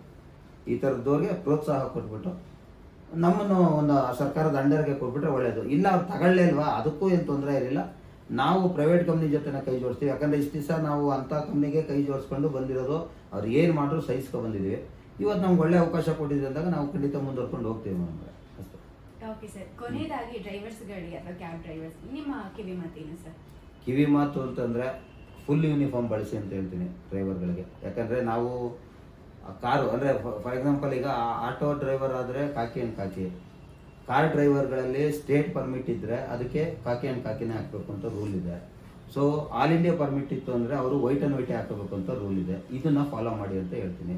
ಜೊತೆಗೆ ವಾಹನವನ್ನು ಸುಸ್ಥಿತಿನಲ್ಲಿ ಇಟ್ಕೊಳ್ಳಿ. ಆ ಕ್ಲೀನಿಂಗಲ್ಲಿ ಗಾಡಿನೂ ಕ್ಲೀನಿಂಗಾಗಿ ಇಟ್ಕೋಬೇಕು, ಮತ್ತು ಗಾಡಿ ಪಾಸಿಂಗ್ಸ್ಗಳನ್ನು ಕ್ಲೀನಾಗಿ ಡಾಕ್ಯುಮೆಂಟ್ಸ್ಗಳನ್ನು ರನ್ನಿಂಗಲ್ಲಿ ಇಟ್ಕೊಬೇಕು. ಅದಾದಮೇಲೆ ಕಸ್ಟಮರ್ಗೆ ಏನು ಬಂದಂಥ ಕಸ್ಟಮರ್, ಅವರೇ ಗ್ರಾಹಕರೇ ನಮಗೆ ದೇವರು. ಬಂದಂಥ ಕಸ್ಟಮರ್ಗೆ ನಗ್ನಗ್ತಾ ವೆಲ್ಕಮ್ ಮಾಡಿ ಒಂದು ಒಳ್ಳೆ ಸರ್ವಿಸ್ನ ಕೊಟ್ಟರೆ ನಾಳೆ ದಿನ ನಿಮ್ಮನ್ನು ಅವರು ನೆನೆಸ್ಕೊತಾರೆ, ಅಥವಾ ನಿಮ್ಮನ್ನು ಪರ್ಸ್ನಲ್ಲಾಗಿ ಅವರು ಕರೆದುಬಿಟ್ಟು ನಿಮಗೆ ಆಯಿತು ನಾನು ಇಂಥ ಕಡೆ ಹೋಗ್ಬೇಕು ಬಾರಪ್ಪ ಅಂತ ಹೇಳಿ ಕರಿಬೋದು. ಈ ರೀತಿಯಾಗಿ ಮಾಡಬೇಕು ಅಂತೇಳಿ ಒಂದು ಕಿವಿ ಮಾತು. ಇನ್ನು ನಮ್ಮ ಫ್ಯಾಮಿಲಿಗಳಿಗೆ ನಾವು ಟೈಮ್ನ ಕೊಡೋಕ್ಕಾಗ್ತಾ ಇಲ್ಲ. ಏನು ಈಗ ಈ ಕೆಲವೊಂದು ಅಗ್ರಿಗೇಟರ್ ಲೈಸೆನ್ಸ್ ಕಂಪ್ನಿ ಕಡೆಯಿಂದ ನಮ್ಗೆ ಏನಾಗ್ಬಿಟ್ಟಿದೆ, ಅವ್ರ ಅಗ್ರಿಗೇಟರ್ ಲೈಸೆನ್ಸನ್ನು ರಿನ್ಯೂವಲ್ ಮಾಡ್ಕೊಂಡಿಲ್ಲ ಅಂದರೂ ಬರೇ ನಮ್ಮ ಮೇಲೆ ಪೊಲೀಸ್ನವ್ರು ಹಿಡಿಯೋದು ನಮ್ಮನ್ನೇ ಹೊರತು ಅವ್ರನ್ನ ಹೋಗಿ ಹಿಡಿಯಲ್ಲ. ಅವ್ರ ಆಫೀಸು ಎಲ್ಲೋ ಒಂದು ಕಡೆ ಇದೆ ಅಂತ ಗೊತ್ತಿರುತ್ತೆ, ಆದರೂ ಅಲ್ಲಿ ಆಫೀಸ್ಗೆ ಹೋಗ್ಬಿಟ್ಟು ಯಾರು ಪೊಲೀಸರು ಆಗಲಿ ಡಿಪಾರ್ಟ್ಮೆಂಟ್ ಆಗಲಿ ಅಡ್ಡ ಹಾಕಲ್ಲ. ನಮ್ಮ ಗಾಡಿಗಳನ್ನ ಅವರೇ ಬುಕ್ ಮಾಡ್ತಾರೆ, ಬುಕ್ ಮಾಡ್ಬಿಟ್ಟು ಕರ್ಕೊಂಡ್ಬಂದ್ಬಿಟ್ಟು ನಮ್ಮನ್ನೇ ಸೀಸ್ ಮಾಡ್ಬಿಟ್ಟು ನಮಗೆ ಫೈನಲ್ಟಿ ಆಗೋದು, ಇಂಥ ಕೆಲಸ ಎಲ್ಲ ಮಾಡ್ತಾರೆ. ಸೊ ಅದಕ್ಕೆ ನಾನು ಹೇಳೋದೇನು ಅಂದರೆ, ಈ ಥರದೊಂದು ಲೀಗಲ್ ಆಗಿ ಈಗ ಇದು ಅಗ್ರಿಗೇಟರ್ ಅಂಡರಲ್ಲಿ ಬರೋಲ್ಲ ನಿಮ್ಮ ಅಪ್ಲಿಕೇಶನು. ಸೊ ಅಗ್ರಿಗೇಟರ್ ಅಂಡರಲ್ಲಿ ಬರದೇ ಇರೋ ಕಾರಣ ಇದಕ್ಕೆ ನಾನೇ ಓನರ್ ಆಗಿರ್ತೀನಿ. ಸೊ ನಮ್ಮ ಗಾಡಿನ ನಾವು ಚೆನ್ನಾಗಿ ಇಟ್ಕೊಳ್ಳೋದ್ರಿಂದಾಗಿ ಕಸ್ಟಮರ್ನೂ ಉಳ್ಕೊಂತೀವಿ, ಆನ್ಲೈನಲ್ಲೂ ಬುಕ್ಕಿಂಗ್ ಬರುತ್ತೆ, ಆಫ್ಲೈನಲ್ಲೂ ಬುಕ್ಕಿಂಗ್ ಸಿಗುತ್ತೆ. ನಮ್ಮ ಜೀವನನ ನಾವು ಒಳ್ಳೆ ಒಂದು ಸುಭದ್ರ ಮಾಡ್ಕೊಬೋದು ಅಂತೇಳಿ ಡ್ರೈವರ್ಗಳಿಗೆ ಒಂದು ಕಿವಿ ಮಾತಂದ್ರೆ ಅದೇ ಹೇಳೋದು ಅಷ್ಟೇ. ನಾವು ಏನೇ ಗಾಡಿನ ಓಡಿಸ್ತಾ ಇರಲಿ ಅದನ್ನ ಕ್ಲೀನಾಗಿ ಇಟ್ಕೊಂಡು ನಾವು ಪ್ರೊಫೆಷನಲ್ ಆಗಿ ಇರೋಣ. ಈಗ ಯೂನಿಫಾರ್ಮ್ ಹಾಕೊಳ್ಳದೆ ನೀನು ಕಲರ್ ಬಟ್ಟೆ ಹಾಕೊಂಡು ನೀನು ಆಟೋಯಿಂದ ಕೆಳಗಿಳಿದ್ಬಿಟ್ಟು ಅಥವಾ ನೀನು ಕಾರಿಂದ ಕೆಳಗಿಳಿದ್ಬಿಟ್ಟು ನಾನು ಡ್ರೈವರು ಅಂತ ನೀನು ಇಂಟ್ರೊಡ್ಯೂಸ್ ಮಾಡ್ಕೋಬೇಡ. ನಾನು ಹೇಳೋದಷ್ಟೇ ಅವ್ರಿಗೆ, ಡ್ರೈವರ್ಗಳಿಗೆ ಈ ಮುಖಾಂತರ, ನೀನು ಗಾಡಿಯಿಂದ ಇಳಿದು ಅರ್ಧ ಕಿಲೋಮೀಟ್ರ್ ಮುಂದೆ ಹೋದ್ರು ಕೂಡ ಇವನು ಯಾವ ಗಾಡಿ ಇವನು ನನ್ನನ್ನು ಆ್ಯಕ್ಚುಲಿ ನಾನು ವೈಟ್ ಆ್ಯಂಡ್ ವೈಟ್ ಹಾಕೊಂಡಿರೋದಕ್ಕೆ ಓಲೋ ಬಸ್ ಡ್ರೈವರ ನೀವು ಅಂತಾರೆ. ಅಂದರೆ ಬಸ್ ಡ್ರೈವರ್ ಮಾತ್ರ ವೈಟ್ ಆ್ಯಂಡ್ ವೈಟ್ ಹಾಕೋತಾರೆ ಅನ್ನೋ ಥರದಲ್ಲಿ ಅವ್ರ ತಲೆಯಲ್ಲಿದೆ. ಏನಕ್ಕೆ ನಮ್ಮ ಕಾರ್ ಡ್ರೈವರ್ಗಳು ಎಷ್ಟೋ ಜನ ಬರೀ ಕಲರ್ ಬಟ್ಟೆಲ್ಲೇ ಹಾಕೊಂಡು ಡ್ಯೂಟಿ ಮಾಡ್ತಾ ಇರ್ತಾರೆ. ಅದಕ್ಕೆ ನಾನು ಹೇಳೋದಷ್ಟೇ, ನಾವು ಮಾಡೋ ಕೆಲಸಕ್ಕೆ ಗೌರವ ಕೊಡಬೇಕು, ಯೂನಿಫಾರ್ಮ್ನ ಯೂಸ್ ಮಾಡಿ, ಡಾಕ್ಯುಮೆಂಟ್ಸ್ ಕರೆಕ್ಟಾಗಿ ಇಟ್ಕೊಳ್ಳಿ, ಸರಿಯಾದಂಥ ರೀತಿಯಲ್ಲಿ ಕಸ್ಟಮರ್ ಜೊತೆ ನಡ್ಕೊಂಡು ಒಳ್ಳೆ ಒಂದು ಸರ್ವಿಸ್ನ ಕೊಟ್ಟು ಒಳ್ಳೆ ಹೆಸರನ್ನ ಕಂಪ್ನಿಗೂ ಕೊಡಿ, ನೀವು ಚೆನ್ನಾಗಿರಿ ಅಂತ ಹೇಳ್ಬೋದು ಮೇಡಮ್ ಡ್ರೈವರ್ಗಳಿಗೆ. ಸರ್, ಕೆಲವು ಕ್ಯಾಬ್ ಡ್ರೈವರ್ಸ್ಗಳಿಗೆ ಅಥವಾ ಕಾಮನ್ ಡ್ರೈವರ್ಸ್ಗಳಿಗೆ ನಾವು ನಮ್ಮ ಅಪ್ಲಿಕೇಶನ್ ಬಗ್ಗೆ ಹೇಳುವಾಗ ಅವರು ಕೆಲವೊಂದು ಪ್ರಶ್ನೆಗಳನ್ನ ಕೇಳೋದು. ಸೊ ಅದನ್ನ ನಾನು ನಿಮಗೆ ಕೇಳ್ತೀನಿ. ಸೊ ಮೊದಲನೇದಾಗಿ ಅವ್ರು ಕೇಳುವಂತ ಪ್ರಶ್ನೆ, ಟೌನರ್ ಅನ್ನೋದು ಲಾಂಚ್ ಆಗಿದೆಯಾ? ಸೊ ಇದಕ್ಕೆ ನಿಮ್ಮ ಉತ್ತರ?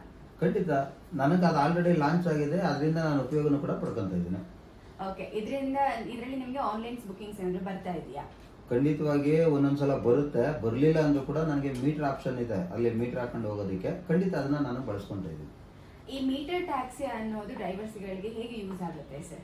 ಖಂಡಿತವಾಗಿ, ಯಾಕಂದ್ರೆ ನಮಗೆ ಗೌರ್ಮೆಂಟ್ ರೇಟ್ ಇರೋದು ಅದರಲ್ಲಿ ಮೀಟರ್ ಬರೋದ್ರಿಂದಾಗಿ, ಈಗ ನಾನು ಎಕ್ಸಾಂಪಲ್ ನನಗೆ ಹೇಳೋದಾದ್ರೆ, ಅದು ಅವರು ಅದನ್ನ ನಾನೇನು ಹೇಳ್ತಾ ಇದ್ದೀನಿ ಅದನ್ನ ಅವ್ರು ಫಾಲೋ ಮಾಡಿದ್ರು ಸಾಕು, ಅವ್ರಿಗೆ ಖಂಡಿತವಾಗಿ ಒಬ್ಬೊಬ್ರು ಕಸ್ಟಮರ್ ಸಿಗ್ತಾರೆ. ಯೂಶುವಲ್ ಆಗಿ ನಾವು ಎಲ್ಲ ಅಪ್ಲಿಕೇಶನ್ ಡೌನ್ಲೋಡ್ ಮಾಡ್ಕೊಂಡಿದ್ದೀವಿ, ಎಲ್ಲಾನು ಲಾಗಿನ್ ಮಾಡ್ಕೊತೀವಿ. ಅದರಲ್ಲಿ ಇದು ಒಂದು 5 ಲಾಗಿನ್ ಆಗಿದೆ, ಇದು 6ನೇದು. ನಾನು ಯಾವುದೆಲ್ಲಾರ ಬುಕ್ಕಿಂಗ್ ಬರಲಿ, ಬುಕ್ಕಿಂಗ್ ಬಂದ ತಕ್ಷಣ ಅವರು ಆನ್ಲೈನಲ್ಲಿ ಕ್ಯಾಬ್ನ ಯೂಸ್ ಮಾಡ್ತಾ ಇರುವಂಥ ಕಸ್ಟಮರ್, ನಾನು ಯಾರನ್ನೂ ಹೊಸಬ್ರನ್ನ ಹುಡ್ಕೋ ಅವಶ್ಯಕತೆ ಇಲ್ಲ. ನಾನು ಆಲ್ರೆಡಿ ಸರ್ವಿಸ್ ಕೊಡ್ತಾ ಇರೋರಿಗೆ ಕೊಟ್ಟಿರೋರು ಕೊಟ್ಟರೆ ಸಾಕು. ಈಗ ನಾನು ಯಾರಿಗೆ ನಾನು ಮಾಹಿತಿನ ಕೊಡ್ತೀನಿ ಟೌನರ್ ಅಪ್ಲಿಕೇಶನ್ ಅಥವಾ ಓಯೋಟನ್ ಅಪ್ಲಿಕೇಶನ್ ಕಸ್ಟಮರ್ ಅಪ್ಲಿಕೇಶನ್ ಬಗ್ಗೆ, ಅವ್ರಿಗೆ ನಾನು ಒಬ್ಬರು ಕೊಟ್ಟರೆ ಅವರು ನನಗೆ ಬುಕ್ಕಿಂಗ್ ಮಾಡೋಕ್ಕಾಗಲ್ಲ. ಬಟ್ ನೆಕ್ಸ್ಟ್ ಬುಕ್ಕಿಂಗ್ ಮಾಡುವಾಗ ಅವ್ರು ಮಾಡೇ ಮಾಡ್ತಾರೆ. ಸೊ ನಾನೇನು ಹೇಳ್ತಾ ಇದ್ದೀನಿ, ಅದ್ರಲ್ಲಿ ಐಡಿಯಾ ಏನು ಮಾಡ್ತಾ ಇದ್ದೀನಿ ಅಂದರೆ, ಯಾವುದೇ ಅಪ್ಲಿಕೇಶನ್ ಬುಕ್ಕಿಂಗ್ ಬಂದಾಗ ನಾನು ಅಕ್ಸೆಪ್ಟ್ ಮಾಡ್ಕೊತೀನಿ, ಆ ಲೊಕೇಶನ್ಗೆ ಹೋಗ್ತೀನಿ, ಅವರು AC ನಾನು ರೆಗ್ಯುಲರಾಗಿ ಆನ್ ಮಾಡಿರ್ತೀನಿ, ಬರ್ತಾರೆ, ನಗ್ನಗ್ತಾ ಮಾತಾಡ್ತಾ ಇರ್ತಾರೆ, ಅವರು OTPಗಳನ್ನ ಕೊಡ್ತಾರೆ. ಕೊಟ್ಟಾದ್ಮೇಲೆ ಸರ್ ಅಥವಾ ಮೇಡಮ್ 1-2 ನಿಮಿಷ ಮಾತಾಡ್ಬಿಡ್ತೀನಿ, ಆಮೇಲೆ ಮೂವ್ ಮಾಡ್ತೀನಿ ಅಂತ ಹೇಳ್ಬಿಟ್ಟು ನಿಮ್ಗೆ ಎಷ್ಟು ಅಮೌಂಟ್ ತೋರಿಸ್ತಾ ಇದೆ ಅಂತ ಮೊದಲು ಕ್ವಶನ್ನ ಮಾಡ್ತೀನಿ. ಸೊ ಅಂಡ್ ಸೊ ಒಂದು ಅಮೌಂಟನ್ನು ತೋರಿಸ್ತಾರೆ. ಸೊ ಅವರು ಡೆಸ್ಟಿನೇಷನ್ ಏನಿರುತ್ತೋ ಅದನ್ನು ನಮ್ಮ ಟೌನರ್ ಅಪ್ಲಿಕೇಶನಲ್ಲಿ ಮೀಟರ್ ಟ್ಯಾಕ್ಸಿ ಒಂದು ಆಪ್ಷನ್ನ ಟಚ್ ಮಾಡಿ ಅಲ್ಲಿಂದ ಅವ್ರ ಡೆಸ್ಟಿನೇಷನ್ ಹಾಕಿ ಅಂತ ಹೇಳ್ತೀನಿ. ಅವ್ರ ಕೈಲೇ ಕೊಡ್ತೀನಿ ಮೊಬೈಲ್. ಹಾಕಿದಾಗ ಅಲ್ಲೊಂದು ಅಮೌಂಟ್ ತೋರಿಸುತ್ತೆ. ಸೊ ಆ ಅಮೌಂಟು ಪ್ಲಸ್ ಈಗ ಆಲ್ರೆಡಿ ಅವರು ಬುಕ್ ಮಾಡಿರುವಂಥ ಅಪ್ಲಿಕೇಶನ್ನ ಅಮೌಂಟು ಎರಡೂ ಕೂಡ ಒಂದೇ ಆಗಿರುತ್ತೆ. ಕೆಲವೊಂದು ಸಲ ನಮ್ಮ ಅಪ್ಲಿಕೇಶನಲ್ಲಿ ತೋರಿಸುವಂಥ ಅಮೌಂಟ್ಗಿಂತ ಅದು ಜಾಸ್ತಿನೇ ಇರುತ್ತೆ, 20%. ಅವಾಗ ಏನಾಗುತ್ತೆ, ಕಸ್ಟಮರು ಇದೇನಿದು ಇದರಲ್ಲಿ ಕಡಿಮೆ ತೋರಿಸ್ತಾ ಇದೆ, ಇದರಲ್ಲಿ ಯಾಕೆ ಜಾಸ್ತಿ ತೋರಿಸ್ತಾ ಇದೆ ಅಂತ ಕೇಳ್ತಾರೆ. ಆಗ ನಾನು ಅವ್ರಿಗೆ ಒಂದಷ್ಟು ಎಕ್ಸ್ಪ್ಲನೇಷನ್ನ ಕೊಡ್ತೀನಿ. ನೋಡಿ, ಅಲ್ಲಿ ನಿಮ್ಗೇನು ಎಕ್ಸಾಂಪಲ್ಗೆ ಒಂದು 400 ರೂಪಾಯಿ ತೋರಿಸ್ತಾ ಇದೆ ಅಂದರೆ, ಮೇಡಮ್ ನನಗೆ 260 ರೂಪಾಯಿ ತೋರಿಸ್ತು ನನಗೆ. ಸೊ ನಿಮ್ಮ ಹತ್ರ 400 ರೂಪಾಯಿ ತೊಗೊಂಡು ನನಗೆ 260 ರೂಪಾಯಿ ಕೊಡ್ತಾ ಇದ್ದಾರೆ. ಬಟ್ ಇದರಲ್ಲೂ 400 ರೂಪಾಯಿನೇ ತೋರಿಸ್ತಾ ಇದೆ, ಅದರಲ್ಲೂ 400 ರೂಪಾಯಿನೇ ತೋರಿಸ್ತಾ ಇದೆ. ಬಟ್ ಇದರಲ್ಲಿರೋ ದುಡ್ಡು ನನಗೆ ಸಂಪೂರ್ಣ ನಿಮ್ಮ ದುಡ್ಡು ನನಗೆ ಬರುತ್ತೆ. ಶ್ರಮ ಪಡೋನು ನಾನು, ನೀವು ಖುಷಿಯಿಂದ ಕೊಡೋದು ಸರ್, ನನ್ನ ಶ್ರಮಕ್ಕೆ ದುಡ್ಡು ಕೊಡ್ತಾ ಇರೋದು ನೀವು. ಸೊ ಈ ದುಡ್ಡು ನನಗೆ ಬರ್ತಾ ಇದೆ. ದಯವಿಟ್ಟು ಮುಂದಿನ ದಿನ ಡ್ರೈವರ್ಗಳನ್ನು ಉಳಿಸಿ, ಡ್ರೈವರ್ ಫ್ಯಾಮಿಲಿನ ಉಳಿಸಿ ಅಂತ ಹೇಳ್ಬಿಟ್ಟು ನಮ್ಮ ಅಪ್ಲಿಕೇಶನ್ ಏನಿದೆ, ಓಯೋಟನ್ ಅಪ್ಲಿಕೇಶನ್ ಕಸ್ಟಮರ್ ಅಪ್ಲಿಕೇಶನ್ ಇದೆ, ಆ ಅಪ್ಲಿಕೇಶನ್ ಲಿಂಕನ್ನು ಅಥವಾ ಪ್ಲೇಸ್ಟೋರ್ ಮುಖಾಂತರ ಇದನ್ನು ಡೌನ್ಲೋಡ್ ಮಾಡಿಕೊಳ್ಳಿ ಅಂತೇಳಿ ರಿಕ್ವೆಸ್ಟ್ ಮಾಡಿ ಅವ್ರಿಗೆ ಡೌನ್ಲೋಡ್ ಮಾಡಿಸ್ತೀನಿ. ನನಗೆ ಯಾವುದರಿಂದ ಬುಕ್ಕಿಂಗ್ ಬಂದಿರುತ್ತೋ ಅದನ್ನೇ ಕರ್ಕೊಂಡು ಹೋಗ್ಬಿಟ್ಟು ಕ್ಲಿಯರ್ ಮಾಡಿರ್ತೀನಿ. ನೆಕ್ಸ್ಟ್ ಟೈಮ್ ಆ ಕಸ್ಟಮರು ಬುಕ್ಕಿಂಗ್ ಮಾಡೋದಕ್ಕೆ ಟ್ರೈ ಮಾಡಿರ್ತಾರೆ. ನಂತರ ಯಾರೆಲ್ಲ ಲಾಗಿನ್ ಮಾಡಿಕೊಂಡು ನಮ್ಮ ಟೌನರ್ ಅಪ್ಲಿಕೇಶನ್ನ ಡೌನ್ಲೋಡ್ ಮಾಡ್ಕೊಂಡು ಲಾಗಿನ್ ಮಾಡಿ ಆನ್ ಡ್ಯೂಟಿಲಿ ಇಟ್ಕೊಂಡಿರ್ತಾರೋ ಅವ್ರಿಗೆ ಆ ಬುಕ್ಕಿಂಗ್ ಹೋಗುತ್ತೆ ಹೊರತು ನಾನೊಬ್ಬರಿಗೆ ಪ್ರಮೋಷನ್ ಮಾಡಿರ್ತೀನಿ. ಒಬ್ಬ ಕಸ್ಟಮರ್ಗೆ ನಾನು ಹೇಳಿರ್ತೀನಿ, ನಾನು ಹೇಳಿದ ಕಸ್ಟಮರೇ ನನಗೆ ಬರೋದಿಲ್ಲ. ಹಂಗೆ ಪ್ರತಿಯೊಬ್ಬ ಚಾಲಕನು 1 to 1 ಎಕ್ಸ್ಪ್ಲೈನ್ ಮಾಡ್ತಾ ಹೋದರೆ ಖಂಡಿತ ಇನ್ನೊಂದು 6 ಅಥವಾ 3 ತಿಂಗಳು ಒಳಗಡೆ ಅದೇನು ಅನದರ್ ಕಂಪ್ನಿಗಳು ಏನಿದಾವೆ 3-4 ಕಂಪ್ನಿಗಳು ಅವೆಲ್ಲಕ್ಕೂ ಸೆಟ್ ಹೊಡೆದು ಇದು ಬರುತ್ತೆ ಅನ್ನೋದನ್ನ ನಾನು ಹೇಳ್ಬೋದು. ಓಕೆ ಸರ್, ಇದರಲ್ಲಿ ನೀವು ಹೇಳಿದ್ರಿ ಡಿಜಿಟಲ್ ಟ್ರಾವೆಲ್ ಏಜೆನ್ಸಿ ಆಗುವಂತ ಚಾನ್ಸ್ ಇದೆ ಅಂತ. ಸೊ ಅದನ್ನ ನಾವು ನಮ್ಮ ಡ್ರೈವರ್ ಕನ್ವೆ ಮಾಡಕ್ ಹೋಗುವಾಗ ಅವ್ರು ಏನ್ ಹೇಳ್ತಾರೆ, ನನ್ನ ಹತ್ರ ಆಲ್ರೆಡಿ ಕಾರ್ ಇದೆ, ನನ್ನ ಕಾರ್ ಆಲ್ರೆಡಿ ತಗೊಂಡು ನಾನು ಆಲ್ರೆಡಿ ಓನರ್ ಅಂತ ಹೇಳ್ತಾರೆ. ಸೊ ಅಂತವ್ರಿಗೆ ನೀವು ಏನ್ ಹೇಳ್ತೀರಾ? ಅಂಥವ್ರಿಗೆ ಏನು ಹೇಳ್ಬೇಕು ಅಂದ್ರೆ ನಾನು car owner, but car owner ಆಗಿದ್ರು ನನಗೆ ಇವತ್ತಿಗೂ ಕೂಡ ಈಗೇನು ಪ್ರೆಸೆಂಟ್ಗೆ ಇರುವಂಥ 3-4 ಕಂಪ್ನಿ ಅದು ಈ ರೀತಿನೂ ಹೇಳ್ಬೋದು. 3-4 ಕಂಪ್ನಿಗಳು ಏನಿದಾವೆ ಅವ್ರು ಬಿಟ್ಟರೆ ನಾನು ಎಲ್ಲೂ ಡ್ಯೂಟಿನೇ ಮಾಡೋಕ್ಕಾಗಲ್ಲ, ಆ ಕಾರ್ ವೇಸ್ಟ್ ಆಗೇ ಬಿದ್ದಿರ್ತದೆ ನನಗೆ. ನಾನು ಇವತ್ತಿಗೂ ಅವ್ರ ಅಂಡರಲ್ಲೇ ಕೆಲಸ ಮಾಡ್ತಾ ಇದ್ದೀನಿ. ಅವ್ರಿಲ್ಲ ಅಂದರೆ ನಾನು ಬದುಕೋಕ್ಕೆ ಆಗಲ್ಲ ಅನ್ನೋದು ಖಂಡಿತ ನನಗೆ ಚೆನ್ನಾಗಿ ಗೊತ್ತು. ಯಾಕೆ ಅಂದರೆ ಜನ ಆಲ್ರೆಡಿ ಅದಕ್ಕೆ ಅಡಿಕ್ಟ್ ಆಗಿದ್ದಾರೆ. ಟ್ರಾವೆಲ್ಸ್ ಅವ್ನು ಇಷ್ಟೇ ದೊಡ್ಡ ಟ್ರಾವೆಲ್ಸ್ ಇಟ್ಕೊಂಡಿದ್ರು ಜನ ಟ್ರಾವೆಲ್ಸ್ನ ಹುಡ್ಕೊಂಡು ಹೋಗ್ತಾ ಇಲ್ಲ. ಇವತ್ತಿನ ಕಾಲದಲ್ಲಿ ಹೋಗ್ತಾ ಇರೋದು ಯಾರು ಅಂದರೆ ಕಾರ್ಪೊರೇಟ್ ಕಂಪ್ನಿಯವರು ತಿಂಗಳಿಗೊಂದ್ಸಲ ಬಿಲ್ ಕೊಡೋರು ಮಾತ್ರ ಒಂದು ಟ್ರಾವೆಲ್ಸ್ ಏಜೆನ್ಸಿನ ಭೇಟಿ ಮಾಡಿ ಅವ್ರುಗಳು ಅವ್ರಿಗೆ ಸರ್ವಿಸ್ನ ಎಂಪ್ಲಾಯ್ಗಳಿಗೆ ಸರ್ವಿಸ್ ಕೊಟ್ಕೊಂಡು ಮಾಡ್ತಾ ಇದ್ದಾರೆ ಹೊರತು ಪರ್ಸ್ನಲ್ ಆಗಿ ಇಂಡಿವಿಜುವಲ್ ಆಗಿ ಅಥವಾ ಯಾವುದೋ ಒಂದು ಸಭೆ ಸಮಾರಂಭಗಳಿಗೆ ಹೋಗುವಂಥವ್ರು ಯಾವುದೇ ಕಾರಣಕ್ಕೂ ಟ್ರಾವೆಲ್ಸ್ಗೆ ಹೋಗ್ತಾ ಇಲ್ಲ. ಅದಕ್ಕೋಸ್ಕರನೇ ನಾನು ಟ್ರಾವೆಲ್ಸ್ ಗಾಡಿ ಓನರ್ ಆಗಿದ್ರೂ ಕೂಡ ಅದು ವೇಸ್ಟೇ ಆಗ್ಬಿಡ್ತದೆ ನಾನು ಇವ್ರು 3 ಜನನ ಡಿಪೆಂಡ್ ಆಗಲಿಲ್ಲ ಅಂದರೆ. ಬಟ್ ಇದರಲ್ಲಿ ನಾನು ಏಜೆನ್ಸಿ ಅಂತ ನಾನು ಹೆಂಗಾಗ್ತೀನಿ ಅಂದರೆ ಇದು ನನ್ನ ಹಕ್ಕು. ಆದರೆ ಇವತ್ತು ಸ್ಟಾರ್ಟಿಂಗ್ ಸ್ಟೇಜ್ ಇದು. ಆಟೋ ಥರ ಗಾಡಿ ಸಿಗುತ್ತೆ ರೋಡಲ್ಲಿ ಅನ್ನೋದು ಜನಗಳಿಗೆ ನಾವು ತಿಳುವಳಿಕೆ ನೀಡೋವರೆಗೂ ಸ್ವಲ್ಪ ಕಷ್ಟ ಆಗುತ್ತೆ ಅಷ್ಟೇ ಹೊರತು ಯಾವತ್ತು ಅದು ಮುಂಬೈ ಡೆಲ್ಲಿಗಳಲ್ಲೆಲ್ಲ ಈಗ ಮೀಟರ್ ಟ್ಯಾಕ್ಸಿಗಳು ಓಡಾಡ್ತಾ ಇದ್ದಾವೆ ಆ ರೀತಿ ಯಾವಾಗ ಆಗುತ್ತೋ ಖಂಡಿತವಾಗಿ ಈ ಏನು ಅಗ್ರಿಗೇಟರ್ ಕಂಪ್ನಿಗಳಿದಾವೆ ಅವ್ರನ್ನೆಲ್ಲ ಜಾರ್ಸೋದೋ ಟೈಮು ಬಂದೇ ಬರುತ್ತೆ ಅವಾಗ. ಓಕೆ, ಸೊ ನಾವು ಹೇಳುವಂತ ಇನ್ಫಾರ್ಮೇಶನ್ ಕೇಳ್ಕೊಂಡು ಡ್ರೈವರ್ಸ್ ಗಳು ಅಪ್ಲಿಕೇಶನ್ ಇನ್ಸ್ಟಾಲ್ ಮಾಡ್ಕೊಳ್ತಾರೆ. ಸೊ ಅದಾದ್ಮೇಲೆ ನೆಕ್ಸ್ಟ್ ಕ್ವಶನ್ ಏನಾಗಿರುತ್ತೆ ಮೇಡಮ್, ನಾವು ಬೆಳಗ್ಗೆಯಿಂದ ರಾತ್ರಿವರೆಗೂ ಆನ್ಲೈನ್ ಅಲ್ಲಿ ಇದೀವಿ, ಯಾವುದೇ ಬುಕಿಂಗ್ಸ್ ಬರ್ತಾ ಇಲ್ಲ ಅಂತ ಹೇಳ್ತಾರೆ. ಸೊ ಅವ್ರಿಗೆ ನೀವು ಏನ್ ಹೇಳ್ತೀರಾ? ಮೇಡಮ್ ಈಗ ಅವರು ಆನ್ಲೈನ್ ಅಲ್ಲಿ ಇದಾರ ಅನ್ನೋದು ಮೇನ್ ಇಂಪಾರ್ಟೆಂಟ್ ಅಲ್ವಾ? ಸೊ ಈಗ ಆನ್ಲೈನ್ ಅಲ್ಲಿ ಇಲ್ದೇ ಇರೋದಕ್ಕೆ ಅವ್ರಿಗೆ ಈಗ ಅಲ್ಲಿ ಡ್ಯೂಟಿ ಆನ್ ಮಾಡೋದಕ್ಕೆ ಆಪ್ಷನ್ ಇದೆ. ಆಪ್ಷನ್ ಮಾಡಿದಾಗ ಅದು ವಾಪಸ್ ಹಿಂದಕ್ಕೆ ಬರುತ್ತೆ. ಅದಕ್ಕೆ ಏನು ಕಾರಣ ಅಂದರೆ ನಮ್ಮ ಡಾಕ್ಯುಮೆಂಟ್ಸ್ಗಳು, ಡ್ರೈವರ್ ಡಾಕ್ಯುಮೆಂಟ್ಸ್ ಆಗಿರ್ಬೋದು, ನನ್ನ ಅಕೌಂಟ್ ಡೀಟೇಲ್ಸ್ ಆಗಿರ್ಬೋದು, ಅಥವಾ ನನ್ನ ಪ್ರೊಫೈಲ್ ಕಂಪ್ಲೀಟ್ ಡೀಟೇಲ್ಸ್ ಆಗಿರ್ಬೋದು, ಗಾಡಿ ಡಾಕ್ಯುಮೆಂಟ್ಸ್ಗಳಾಗಿರ್ಬೋದು, ಯಾವುದೇ ಒಂದನ್ನು ಕಾಲಮ್ ಖಾಲಿ ಬಿಟ್ಟರೂ ಕೂಡ ಅದು ಆಕ್ಟಿವೇಶನಲ್ಲಿ ಇರಲ್ಲ. ಅಥವಾ ಆಕ್ಟಿವೇಶನ್ ಆಗಿರುತ್ತೆ, ಗ್ರೀನ್ ಕಲರ್ ಬಂದಿರುತ್ತೆ ಅಂತ ಇಟ್ಕೊಳ್ಳಿ, ಅಥವಾ ಡ್ಯೂಟಿ ಆನ್ ಆಗಿರುತ್ತೆ ಅಂತ ಇಟ್ಕೊಳ್ಳಿ, ಅವ್ರ ಏರಿಯಾದಲ್ಲಿ ಬುಕ್ಕಿಂಗ್ ಇಲ್ಲ ಅಂತ. ಬಟ್ ಆ ರೀತಿ ಇದ್ದಂಥ ಸಂದರ್ಭದಲ್ಲಿ ನಾನು ಅವಾಗಲೇ ಹೇಳ್ದಂಗೆ ಯಾವುದೋ ಒಂದು ಬುಕ್ಕಿಂಗ್ ಬರುತ್ತೋ ಅಥವಾ ನಮ್ಮ ಮನೆ ಪಕ್ಕ ಇರೋರ್ವರೆಗೂ ನಾವೇನೇ ಸಂಸ್ಥೆ ವತಿಯಿಂದ ತೊಗೊಂಡೋಗ್ಬಿಟ್ಟು ಒಂದು ಪಾಂಪ್ಲೆಟ್ಗಳನ್ನು ಅಥವಾ ವಿಸಿಟಿಂಗ್ ಕಾರ್ಡ್ಗಳನ್ನು ಕೊಟ್ಟುಬಿಟ್ಟು ದಯವಿಟ್ಟು ಇನ್ನು ಮುಂದೆ ಇದೇ ಬುಕ್ಕಿಂಗ್ನ ಮಾಡಿ ಅಂದಾಗ ನನ್ನ ಏರಿಯಾಗೆ ನಾನು ಕೊಟ್ಕೊತೀನಿ. ನನ್ನ ಏರಿಯಾದಲ್ಲೇ ನಾನು ಎಷ್ಟು ಬಾಡಿಗೆ ಹೊಡೆಯೋಕ್ಕಾಗತ್ತೆ? ಒಂದ್ಸಲ ಬೆಳಗ್ಗೆ ಇಲ್ಲಿಂದ ಹೊರಟ್ರೆ ನಾನು ಬೇರೆ ಏರಿಯಾದಲ್ಲಿ ಇರ್ತೀನಿ. ಹಂಗೆ ಪ್ರತಿಯೊಬ್ಬ ಚಾಲಕ ಎಲ್ಲ ಏರಿಯಾದಲ್ಲಿ ಇರೋತ್ತೋ ಅವರವರ ಮನೆ ಸುತ್ತ ಜಸ್ಟ್ ಇದೊಂಚೂರು ನಂದುಮೆ ಇದು, ನಾನೊಬ್ಬ ಏಜೆನ್ಸಿ ಆಗ್ತೀನಿ, ನಾನೊಬ್ಬ ಡಿಜಿಟಲ್ ಪಾರ್ಟ್ನರ್ ಆಗಿರ್ತೀನಿ ಅನ್ನೋ ಉದ್ದೇಶದಲ್ಲಿ ಅವನು ಯೋಚನೆ ಮಾಡಿದ್ರೆ ಖಂಡಿತ ಇದನ್ನು ದೊಡ್ಡ ಮಟ್ಟಿಗೆ ಬೆಳೆಸ್ಬೋದು ನಾವು. ಸರ್, ನಿಮ್ಮ ಕೆಲಸದ ಸಮಯದಲ್ಲಿ ವಿಡಿಯೋ ಮಾಡ್ಕೊಂಡು ಬಂದು ನಿಮ್ಮ ಎಕ್ಸ್ಪೀರಿಯನ್ಸ್ ನಮ್ಮ ಜೊತೆ ಶೇರ್ ಮಾಡ್ಕೊಂಡು ನಮ್ಗೆ ತುಂಬಾನೇ ಖುಷಿ ಆಯಿತು. ನಮ್ಮ ಕಾರ್ಯಕ್ರಮಕ್ಕೆ ಬಂದಿದ್ದಕ್ಕೆ ತುಂಬ ಥ್ಯಾಂಕ್ ಯು ಸರ್. ತುಂಬ ಧನ್ಯವಾದ ಮೇಡಮ್. ಡ್ರೈವರ್ಗಳನ್ನ ಅಂದರೆ ಕ್ಯಾಬ್ ಡ್ರೈವರ್ಗಳನ್ನ ಅಭಿಪ್ರಾಯ ತಗೊಂಡು ಅವ್ರಿಗೆ ಏನು ಬೇಕು ಅನ್ನೋದನ್ನ ಕೇಳಿ ಒಂದು ಕಂಪ್ನಿ ಈ ಥರ ಒಂದು ಇಂಟರ್ವ್ಯೂನ ಮಾಡಿ ನಮಗೆ ಬೇಕಾದಂಥ ಒಂದು ಅಪ್ಲಿಕೇಶನ್ನ ಜನರೇಟ್ ಮಾಡಿಕೊಡುತ್ತೆ ಅಂದರೆ ಖಂಡಿತ ನಮಗೆ ಅದಕ್ಕಿಂತ ಒಂದು ದೊಡ್ಡ ಭಾಗ್ಯ ಇಲ್ಲ. ನಿಮಗೆ ಒಳ್ಳೇದಾಗಲಿ. ನಮ್ಮ ಸಪೋರ್ಟ್ ಯಾವಾಗಲೂ ನಿಮಗೆ ಹೀಗೆ ಇರುತ್ತೆ. Thank you sir. Nagesh Gowda ಅವ್ರ ಜೊತೆ Aishwarya Muthuraj, thank you. Okay sir, ನಿಮ್ಮ ಕೆಲಸದ ಟೈಮಲ್ಲಿ ವಿಡಿಯೋ ಮಾಡ್ಕೊಂಡು ಬಂದು ನಿಮ್ಮ ಎಕ್ಸ್ಪೀರಿಯನ್ಸ್ ನಮ್ಮ ಜೊತೆ ಶೇರ್ ಮಾಡ್ಕೊಂಡು ತುಂಬಾ ಖುಷಿ ಆಯಿತು. ಕಾರ್ಯಕ್ರಮ ಬಂದಕ್ಕೆ ತುಂಬ thank you sir. Thank you madam. Thank you. Nagesh Gowda ಅವ್ರ ಜೊತೆ ಐಶ್ವರ್ಯ ಮುತ್ತುರಾಜ್, ಥ್ಯಾಂಕ್ ಯು.